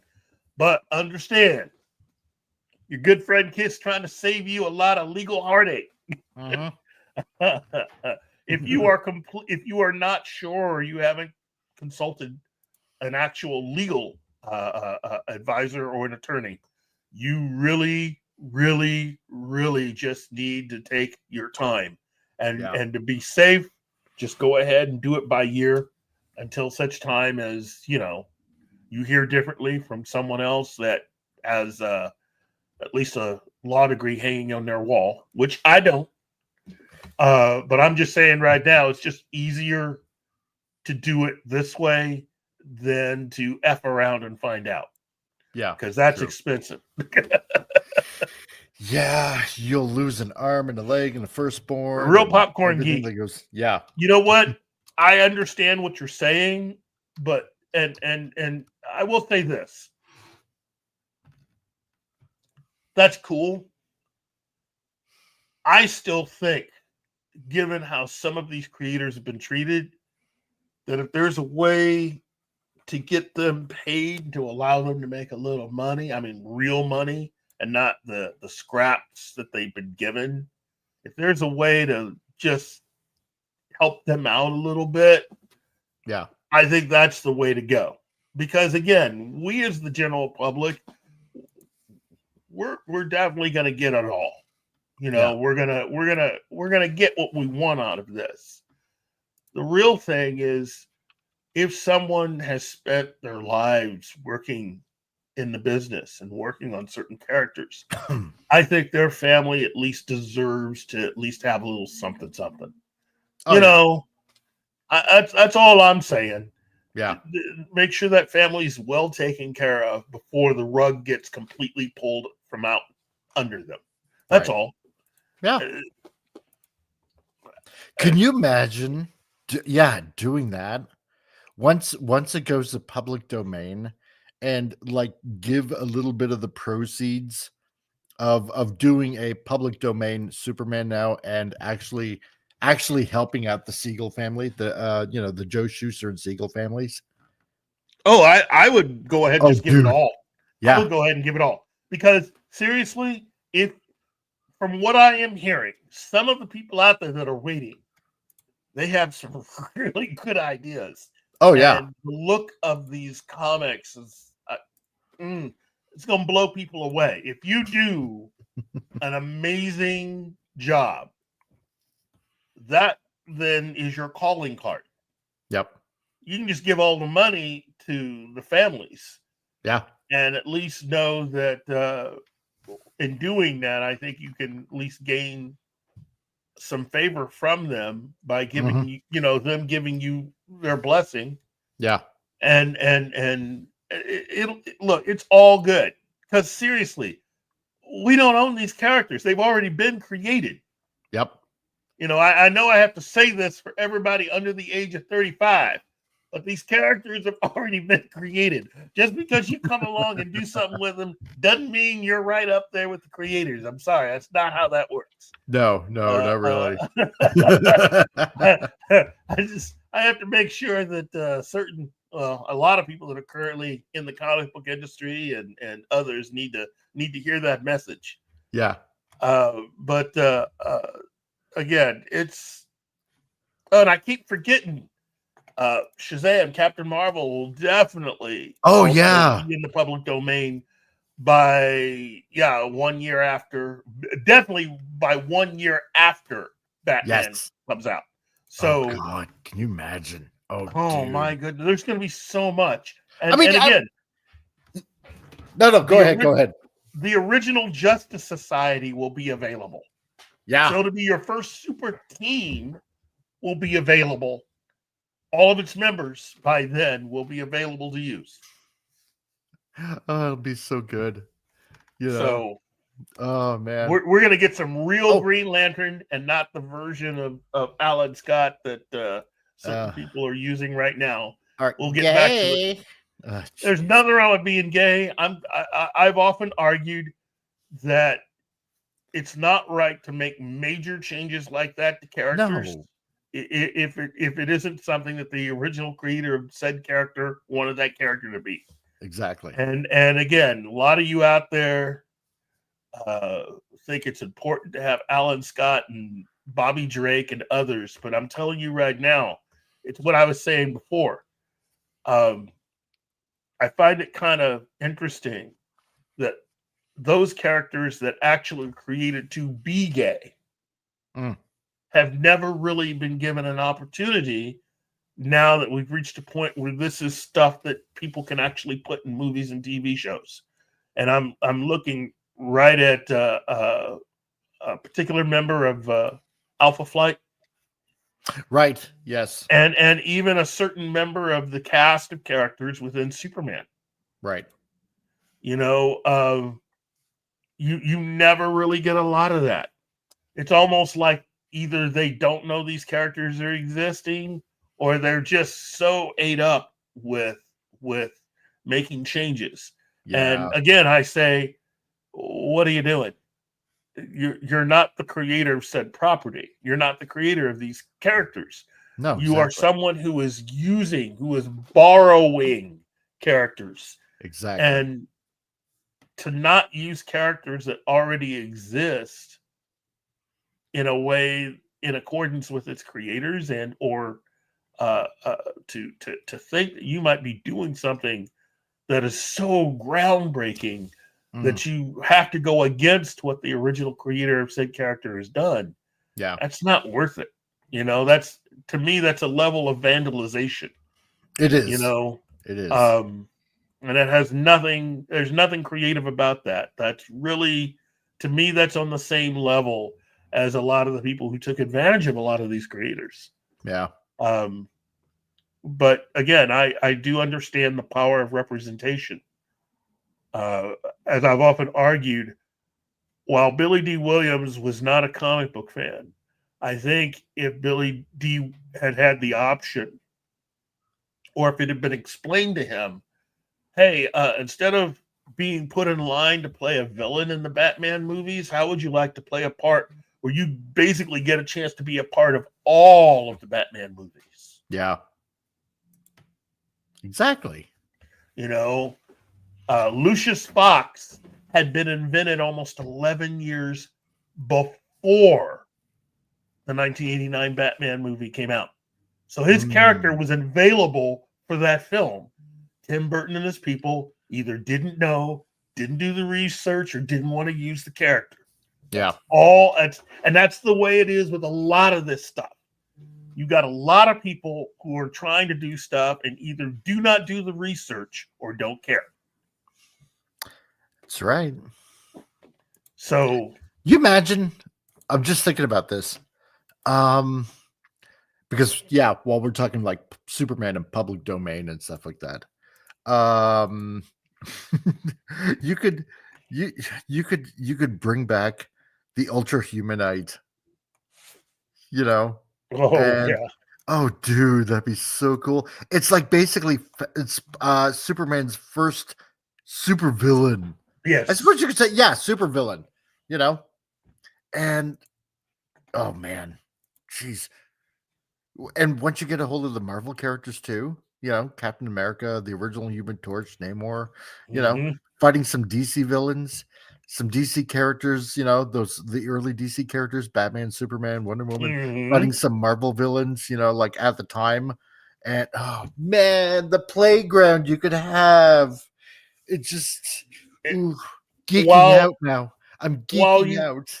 While you would not be able to use the Avengers, it would be the Invaders. It would be the Invaders meet the Justice Society. Yes. That right there is a comic I want to pick up tomorrow. Yeah. Yeah. Man. Oh, God. Oh. I got to really get my drawing skills up now because this is something I want to do. I want to hog this all for myself. It feels like, again, 5 years is going to go quick. For those of us older people, 5 years is definitely going to go quick. But older people, man. but look at what you're getting, because Superman will be just the beginning. You're going to be getting Wonder Woman and Captain Marvel and Batman and Captain America and the Submariner and the Human Torch, and it's just going to be all good. It's just going to be all gravy, baby. Oh yeah, I'm telling you, it is. It's just going to be the best, and I'm just, you know, I really do. Well, it's not just Superman, it's Lois Lane too, right? Yeah. In 2034. In 2034. Lois Lane and Perry White. Yep. So you get them in 2034. That's when listen, folks, that's when it enters public domain, right? Okay. Yep. So what we're talking about is Batman, okay, by 2035. Okay, is when Batman enters. So 10 years. You got 10 years, folks. And then you got the Joker. All right. Joker and no. We have what, 2034. So that's 2034, yeah. So you got Superman and Lois Lane and Perry and all that. And then you got Batman in 2035, and then Joker in 2036, and you got Wonder Woman. Yeah. Robin in 2036. Yeah, in 2036, and you got Wonder Woman in 2037, right? Yes. Right.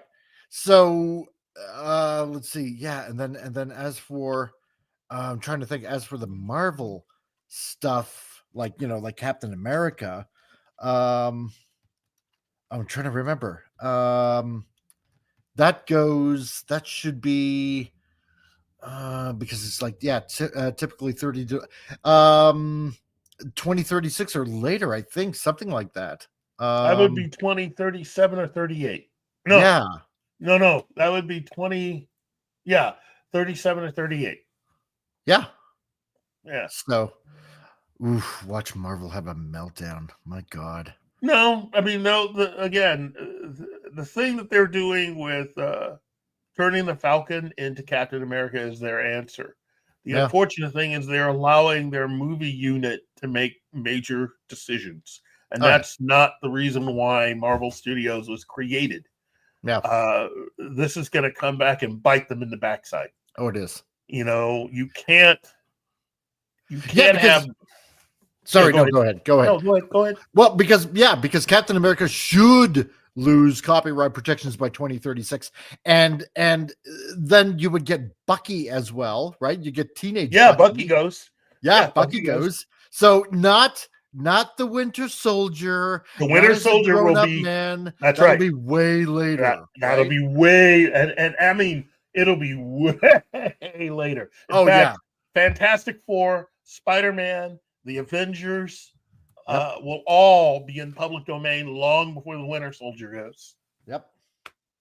So, oh man, it's. In fact, the X-Men will be in public domain before the Winter Soldier goes. Oh God, yeah, 100%, man. I mean, even if you were smart enough to amalgamize all of these, you could even do it with Flash Gordon. Yeah. Yeah. Dang. I mean, you can do Flash Gordon right now. Flash Gordon and Buck Rogers are both in the public domain. Yeah. So you could make this gigantic, like cornucopia of pop culture icons into like one universe. Yeah. Like, God, the fun you could have. Jeez. It's all, again, there are some would say, oh, it's kind of sad. No, it's only sad if you let it be. Well, I mean, just remember, Mike. Yeah. Did you say fun? Yeah. Are you out of your gasket? It's all about the message. Remember the message. Oh, not I'm fun. Sorry. Screw the message at this point. God. Real popcorn geek. You're right. It would be the Daily Star. It wouldn't be the Daily Planet. Right. Although by the time the radio show starts, it is the Daily Planet. So while the Daily Star could be used for a little bit, that would only be about 3 years, maybe. Yeah. So Daily Planet would eventually go. Yeah. Dracula's public domain, and he's appeared in Marvel and DC. Throw them in there, In fact, Green Lantern. This is going to be interesting for DC fans. Yeah. The original Green Lantern, Alan Scott, was the Green Lantern of Gotham City. Bum, bum, bum. There you go. So Gotham has two heroes. And yeah. So I point that out to say that it's going to be very interesting when you're using the original versions of all these characters. Yeah. Okay. Oh, it's going to be glorious. Oh man. Black Fury, Solar Man. Oh, jeez. Thunder. And hero known as the Angel. That is, I think, a Marvel hero. Yeah. Called the Angel. He'll be available.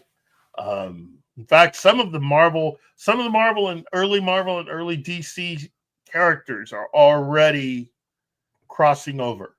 Yeah. So pre Superman. So Yeah. it'll be some of the titles that made up Action Comics. Yeah. I think Slam Bradley will be available in 3 years. Ooh. And that's the character that Siegel and Schuster came up with, the detective character that they came up with prior to Superman. Okay. And I know a lot of you out there is like, who? It's like, look, you got to catch up, kids. That there are these things called books. You have access to them. You can get reprints of Action Comics. You can, Sargon the Sorcerer. That's another one that they came up with. They did more than just Superman. Those two guys they didn't just create Superman and drop the pencil and walk out the door with their $2,000. Yeah, exactly right. They did more than that. So, in fact, of those two guys, only one of them stuck around in comics long enough to co-create Supergirl. Mm. So, it's just yeah. It's Pleasure overload. It is just really cool thinking that there's going to be a lot of talented people that are going to try to do their own version of Superman.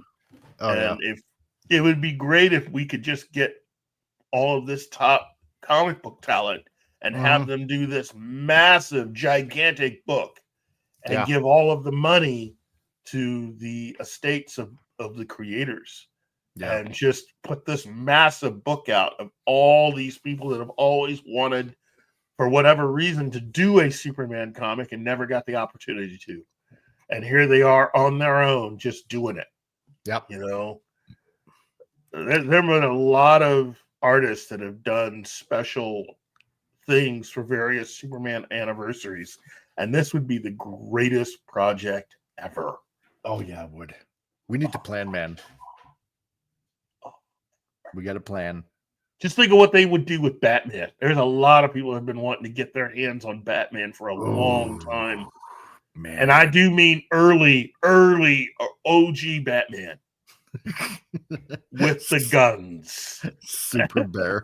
Yeah, with the guns, right? Oh my God. No, Batman doesn't use a gun. Shut up. He has. Give me a break. This is gonna be most excellent. There's always been Super Bear. Faster than a speeding seal, more powerful than a toaster, able to leap moderately high curbs with a running start. It's Super Bear. I wish I had an answer for you, Bill Barkley. Yeah. I guess we'll find out together when the movie comes out. Yeah. Look, I am not running out to try to find out everything about this film, mainly because I still want to walk into it with a little bit of, I don't want to know everything. I just want to keep some surprises. I just know this. Gunn and Safran don't seem to have anything to do with the comics, which I think is a really good thing. They can concentrate on just creating entertainment for us to go watch it at the movie theater. Yeah. I think it's a big mistake that Kevin Feige have access and control over every aspect of Marvel because it's not working. And I'm not saying this to be mean. I'm saying this to wake up a lot of just fans to understand. Warner Brothers is the one that's really accomplished a lot using DC to do what they've done when it comes to movies. Marvel Studios was started because Marvel was not impressed and didn't like dealing with a lot of the studios who were misusing their characters. Yeah. Ike Perlmutter did not like what Sony was attempting to do and really didn't like working with Fox because the person who was running Fox at that time was someone who was being a bit of a not nice person. And it's one thing to disrespect the average person on the street. Another thing to disrespect someone that has billions of dollars in the bank. Because they kind of remember stuff like that. And they take it personally. Real personally. So, it was never meant to work the way that it is working now. And when you put someone in charge who isn't as big of a comic book fan as they've implied to people. Right. That's my other thing with Kevin Feige. People seem to argue, well, Feige's a big comic book fan. And I asked, well, wait a minute. How do you know? It's like, well, because in an interview he said, well, and then I have to stop. It's like, think about what you just said. Everything you know about Kevin Feige is basically based on stuff that he told you. I mean, if you're going to start believing stuff like that, I'm a doctor. Yeah. And everything I'm giving you is real medical advice. So every person listening to this show should give me $10. Just I send am it a right to stegosaurus. you know, I mean, and again, I'm not trying to be mean to Kevin Feige. I do like the guy. I've never met him. I don't know him. I think we would have fun hanging out. But it is safe to say at this point, Yeah. that with the sheer number of films Yep. that Marvel Studio has made in the time that it took to go from Iron Man to Endgame, Mm-hmm. in the time that it has taken us to go now from Black Widow to Captain America 4, it's safe to say that Marvel Studios has managed to for the pendulum in success to swing the opposite way. Yeah. I think as of right now, Marvel Studios either has achieved or is getting ready to achieve having as many box office failures as they've had successes. That's right.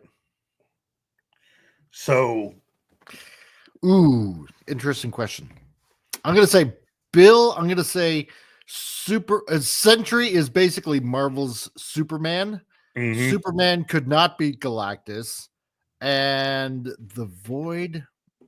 I'm not familiar with the Void. That's the other part of. Well, I'm giving away too much of the plot if I talk about the Void. Yeah, so okay. Let me just say, if you really want to know about the Void, you can watch Marvel Studios presents Thunderbolt.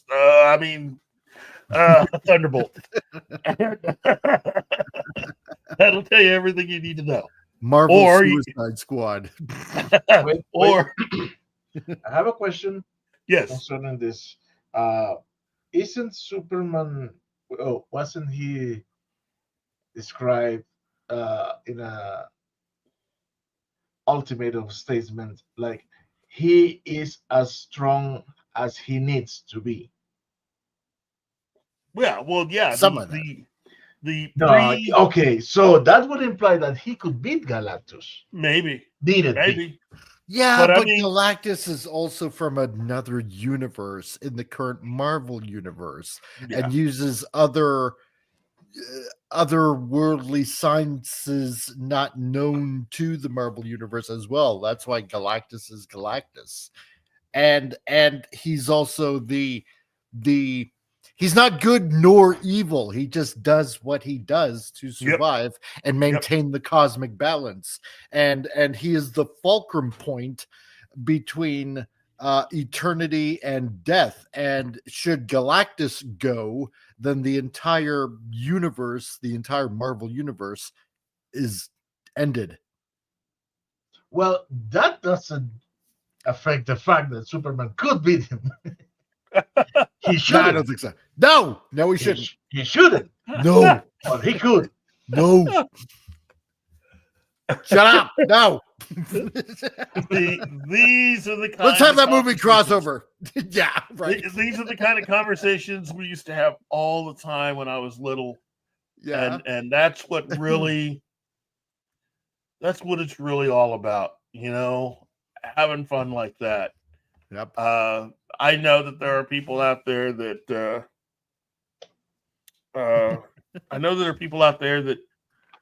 don't react so well and they get a little too into things. And all I can say is just take a deep breath. It is what it is. And try not to take it so hard. I mean, exactly. I'm kind of excited in my own way about the Buffy reboot. Or reimagining or return, I should say. Yeah. I will not until I see it. Well, I'm excited. I'm not saying it's going to be the best thing ever. I have no idea. I will say this: I'm cautious because of the producers that are involved. Mm-hmm. I have every faith in Sarah Michelle Gellar as an actress. Right. But she's still an actress. Yeah. She didn't really write any of this stuff. And she's depending on the woman who basically put together the Eternals. Ah, no, And Yeah. no. Yeah. Oh my God, no, no, Yeah. no. yeah, and Ah. now, if these people collectively are smart, Gary and I had a conversation about this a couple days back. If they are smart, what I would do is I would find 3 or 4 of the original Buffy writers, and I would bring them on board, and we would just hang out at first. I wouldn't start immediately writing. What I would do is I would ask some of these Buffy writers if they had any leftover materials from when, either stuff that they wrote that they never got a chance to shoot for the original series, Right. or any of the scripts that Joss Whedon commissioned for the animated series that he wanted to do. Not many people remember that Whedon and his people were going to do an animated Buffy series, and that he had scripts, outlines really, for episodes. And basically it was going to be all of the original actors and the original writers, with the exception of Sarah Michelle Gellar. The voice of Buffy was going to be the woman who replaced her on the video games. Interesting. But all the other actors were on board. And what it was this was going to be set during during the high school years. So it was going to be basically all the stories they couldn't tell because they couldn't afford to do all of the big, expansive stuff that you could do in animation. Right. Again, if I may, Yes. speaking as a fan of the Buffyverse, Yes.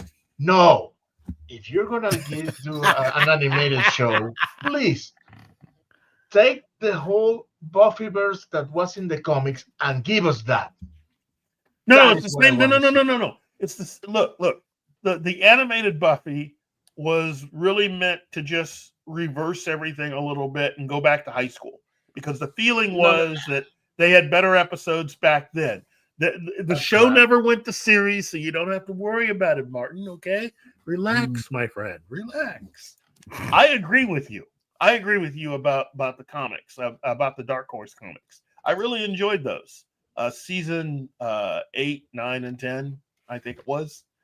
Yep. But again, I came up with a pitch for doing an Angel revival series, but it wouldn't so much be about Angel as it would be about the world that Angel and Buffy exist in. You know, I always thought that you could bring back 3 of the actors from Angel and have them come back and start all over again with their own agency to be able to help people. And if you remember the world of Angel and Buffy, what the Angel series did is it expanded beyond Sunnydale to show you that the rest of the world has a lot of these creatures in it, and that when it comes to life in the big city, a lot of these creatures do a lot better and basically fade into the woodwork a little bit easier in the big city than they do in a smaller town like Sunnydale. And Shinatsky, I get what you're saying, but nobody's going to want to do any business with that guy. And after that, after the attempt to give him an opportunity to get things straight, and he didn't take it in that interview, it's going to be a long time before he's given an opportunity to do much else. Given what he's been accused of, that interview went about as badly as one could for it to go. I mean, short of him sitting there during an interview and saying, I meant to do it, and if I had to do over again, I'd do it the exact same way. He came very close to saying that during the interview, basically. yeah, there's a reason why you won't be seeing him back anytime soon. But when it comes to Angel didn't have a creator; it had creators. There were two of them working on that show. And when Joss left to go work on Firefly, you still had everyone else working on the show, including the other creator of the show. Right.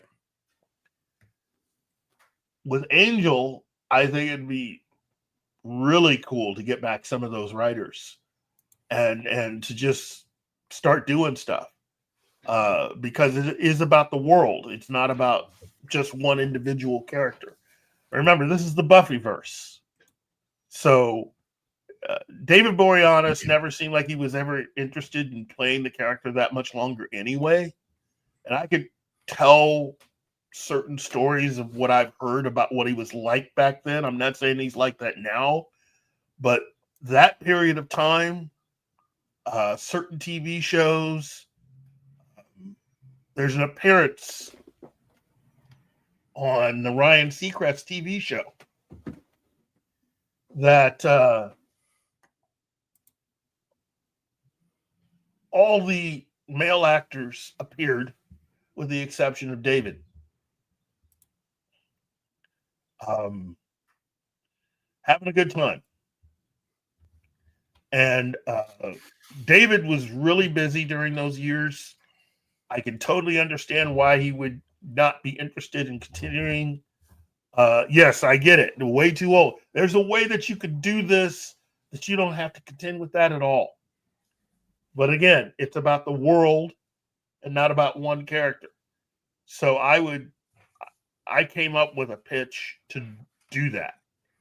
And I picked 3 characters that I would like to see more from, and thought it would be easy if you started from this point here and just move on with what it would be like to be living in LA under the circumstances that were set up in the original series, with the way LA is and the creatures that are there.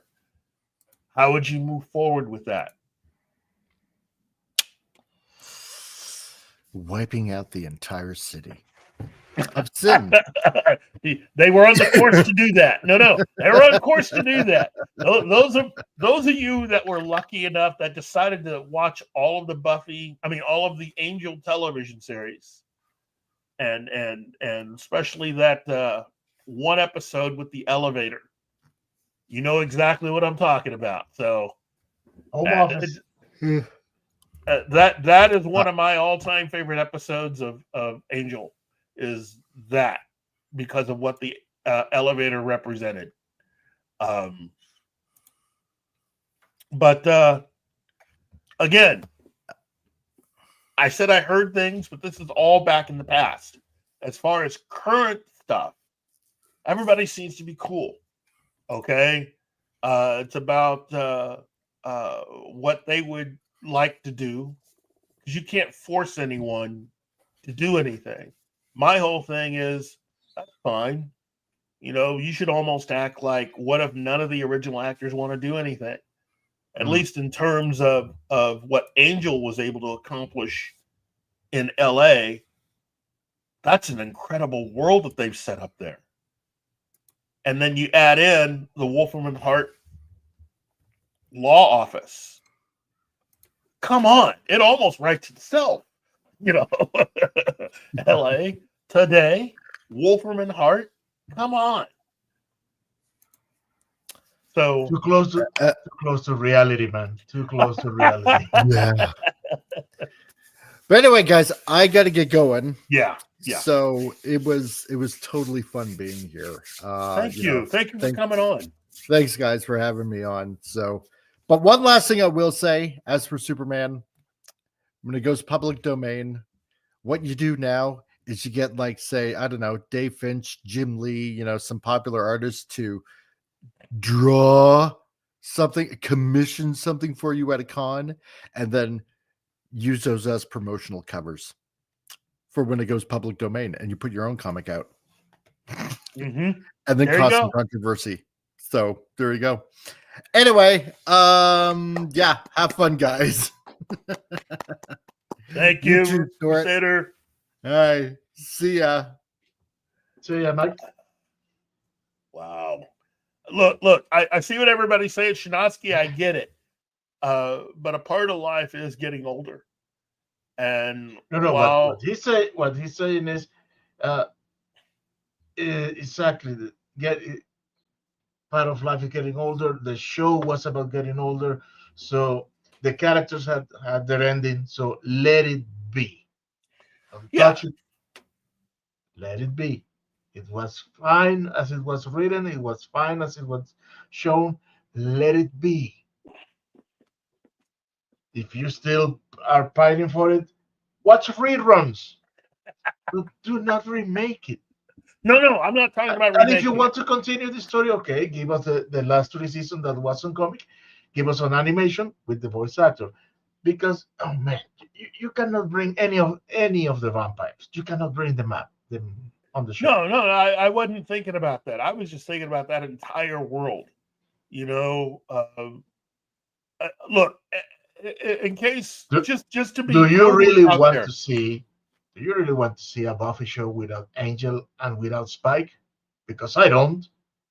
I liked my the thing I loved about Angel more. Look, just to be fair and to be out there with it, I love the Buffyverse. I thought Buffy the Vampire Slayer is still one of my top 10 favorite shows of all time. But to be completely honest, I enjoyed Angel way more than I enjoyed Buffy. Yeah, I think everybody Um, says the same.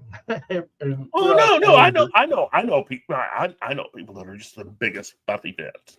You know, and that's fine. They love Buffy the Vampire Slayer. That's fine. There's nothing wrong with that. But I am more of a fan of Angel because of what it did to expand the Buffyverse and the kinds of characters that it had. It wasn't just about, Angel wasn't just about being young. Really, it's about the responsibilities that come when you're on your own. And what the show eventually went into was it's about the power of family, friendship, and regret. Everybody, what you eventually learned is that everybody, as much as they loved each other, they still kept secrets.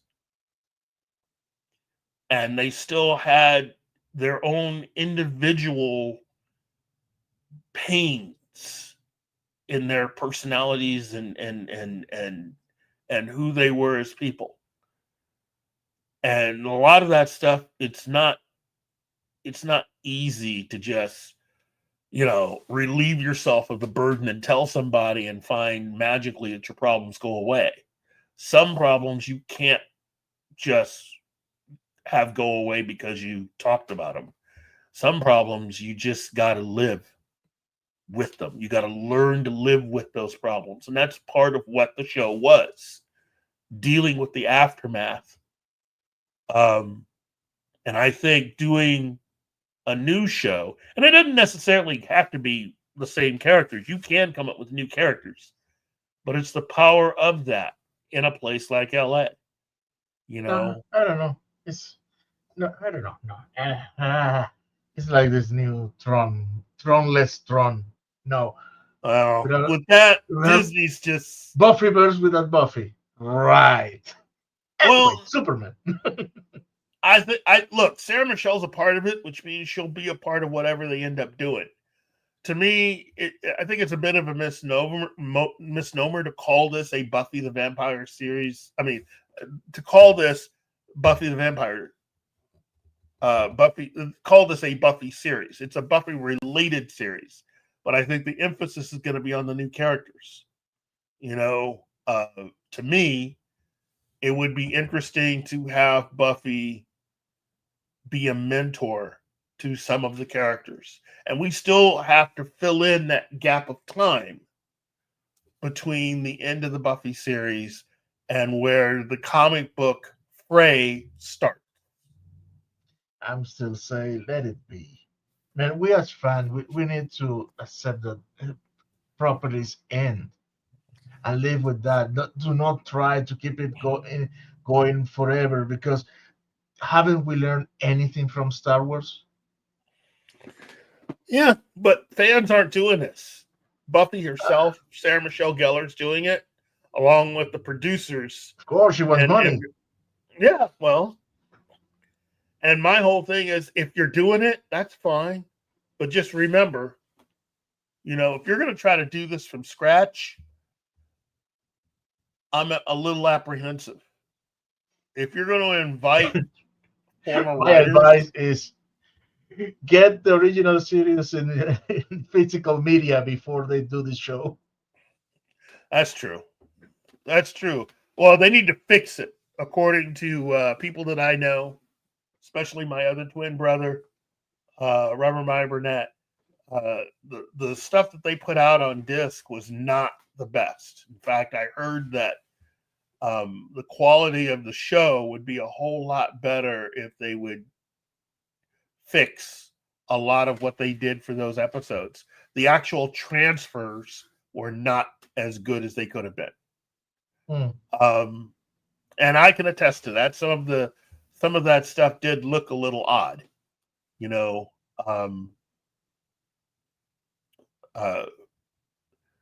but again, it wouldn't be that big of a deal if this were just a group of people who woke up one day and decided they were just going to do Buffy related stuff.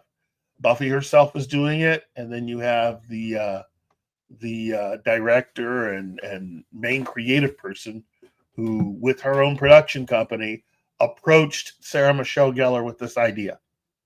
I remind you that Patrick Stewart was involved in the production of Picard. I know. And look, I'm telling you, Martin.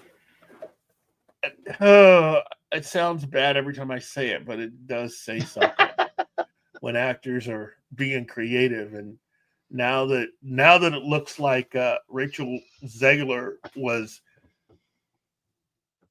part of the creative group of people who were working on the Snow White story, which again, that sounds more like a story to me. But if that's how Disney wants to play this game, where they're going to try to look, a lot of people don't like this young lady, but you're going to try to tell me that you spent all this money banking on the creativity of a 23-year-old actress. Right.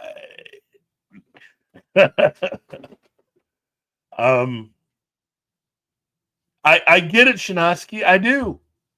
Then we get to see how it is different, But again, I like the creatures. I like the unusual stuff. I like the randomness of some of the stories, and especially where Angel is involved. I like a evil supernatural law firm. I love that stuff. And again, just for the record, my favorite season of Angel is season 5. From the first episode to the last. It was just very well done. Very well done. Love those sets. But I liked all the actors too. I think the best of that season was the moment in which his new girlfriend, the werewolf chick, says to him, dude, life doesn't have to be perfect. Yeah. And he finally comes to terms with its existence. Yeah. Yeah. I like the final episode. I think that's one of my favorite all-time episodes. It's one of the However, best. I always will have this bad taste in my mouth that they destroyed. Oh my God, her name, Fred's soul. Oh, I can never get past that. We can talk off air. We can talk off air because I came up with a thing about that I came up with something on that, and again, it's No, Illyria was pretty explicit. There's nothing of her. yeah, I know. Her soul disappeared. So fuck all. Yeah. It was damn Brutal. Why? It's brutal. It's brutal is what it is. But I came up with something for that. I've had a few years to think about it. So Well, let's get back to Superman. yes, let's go back to Superman. Look, I will say this. It is for those of you who have never really been the biggest Superman fan. I will say this. I can understand, I can admit that there were times in all my years of being a comic book fan, there were times where it didn't seem like the character was really, truly as entertaining as I had always thought the character was. A few of the creatives that have been on with that character have done things that I didn't necessarily agree with. But overall, I'm glad the character has lasted as long as he has.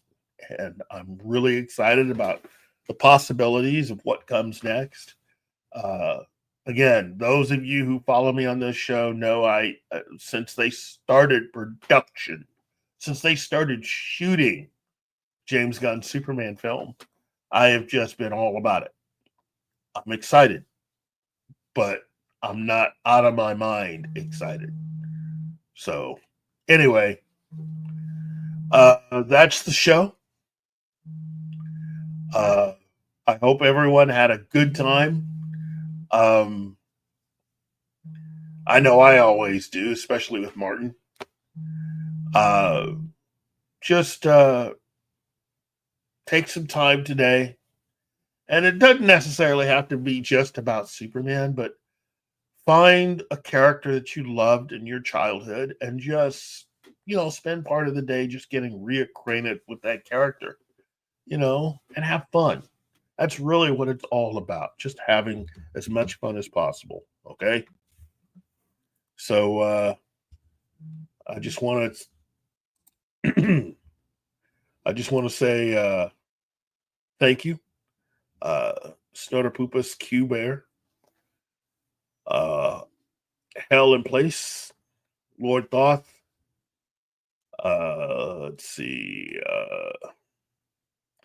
Peter Venkman Fansite, Tom Baker, Shanatsky, the lovely Sherry, let's see, Brandon the Anime Guy, Read by Nature, Sci-Fi Mumbe, Gambit, the incredible and lovely Penny, Sentai Ranger Donnie, Bill Barkley, Real Popcorn Geek, Low Spec Linux Gaming, the Comic Relief Crusader, for not only just joining us in the show, but just being cool people, Mrs. A, the lovely Anima Confusa, and Gambit, 1987. If you've enjoyed this show, just click like and share and help us grow and help Pop Culture Minefield just continue to be all kinds of awesome like it already is. If you get a chance, if you really enjoyed what I have done, check out many of the other programs that we offer here on the Pop Culture Minefield channel on YouTube. So from all of us here at Keith Central, to all of you out there, wherever you are, be safe, be smart, and enjoy your day. Bye, everybody.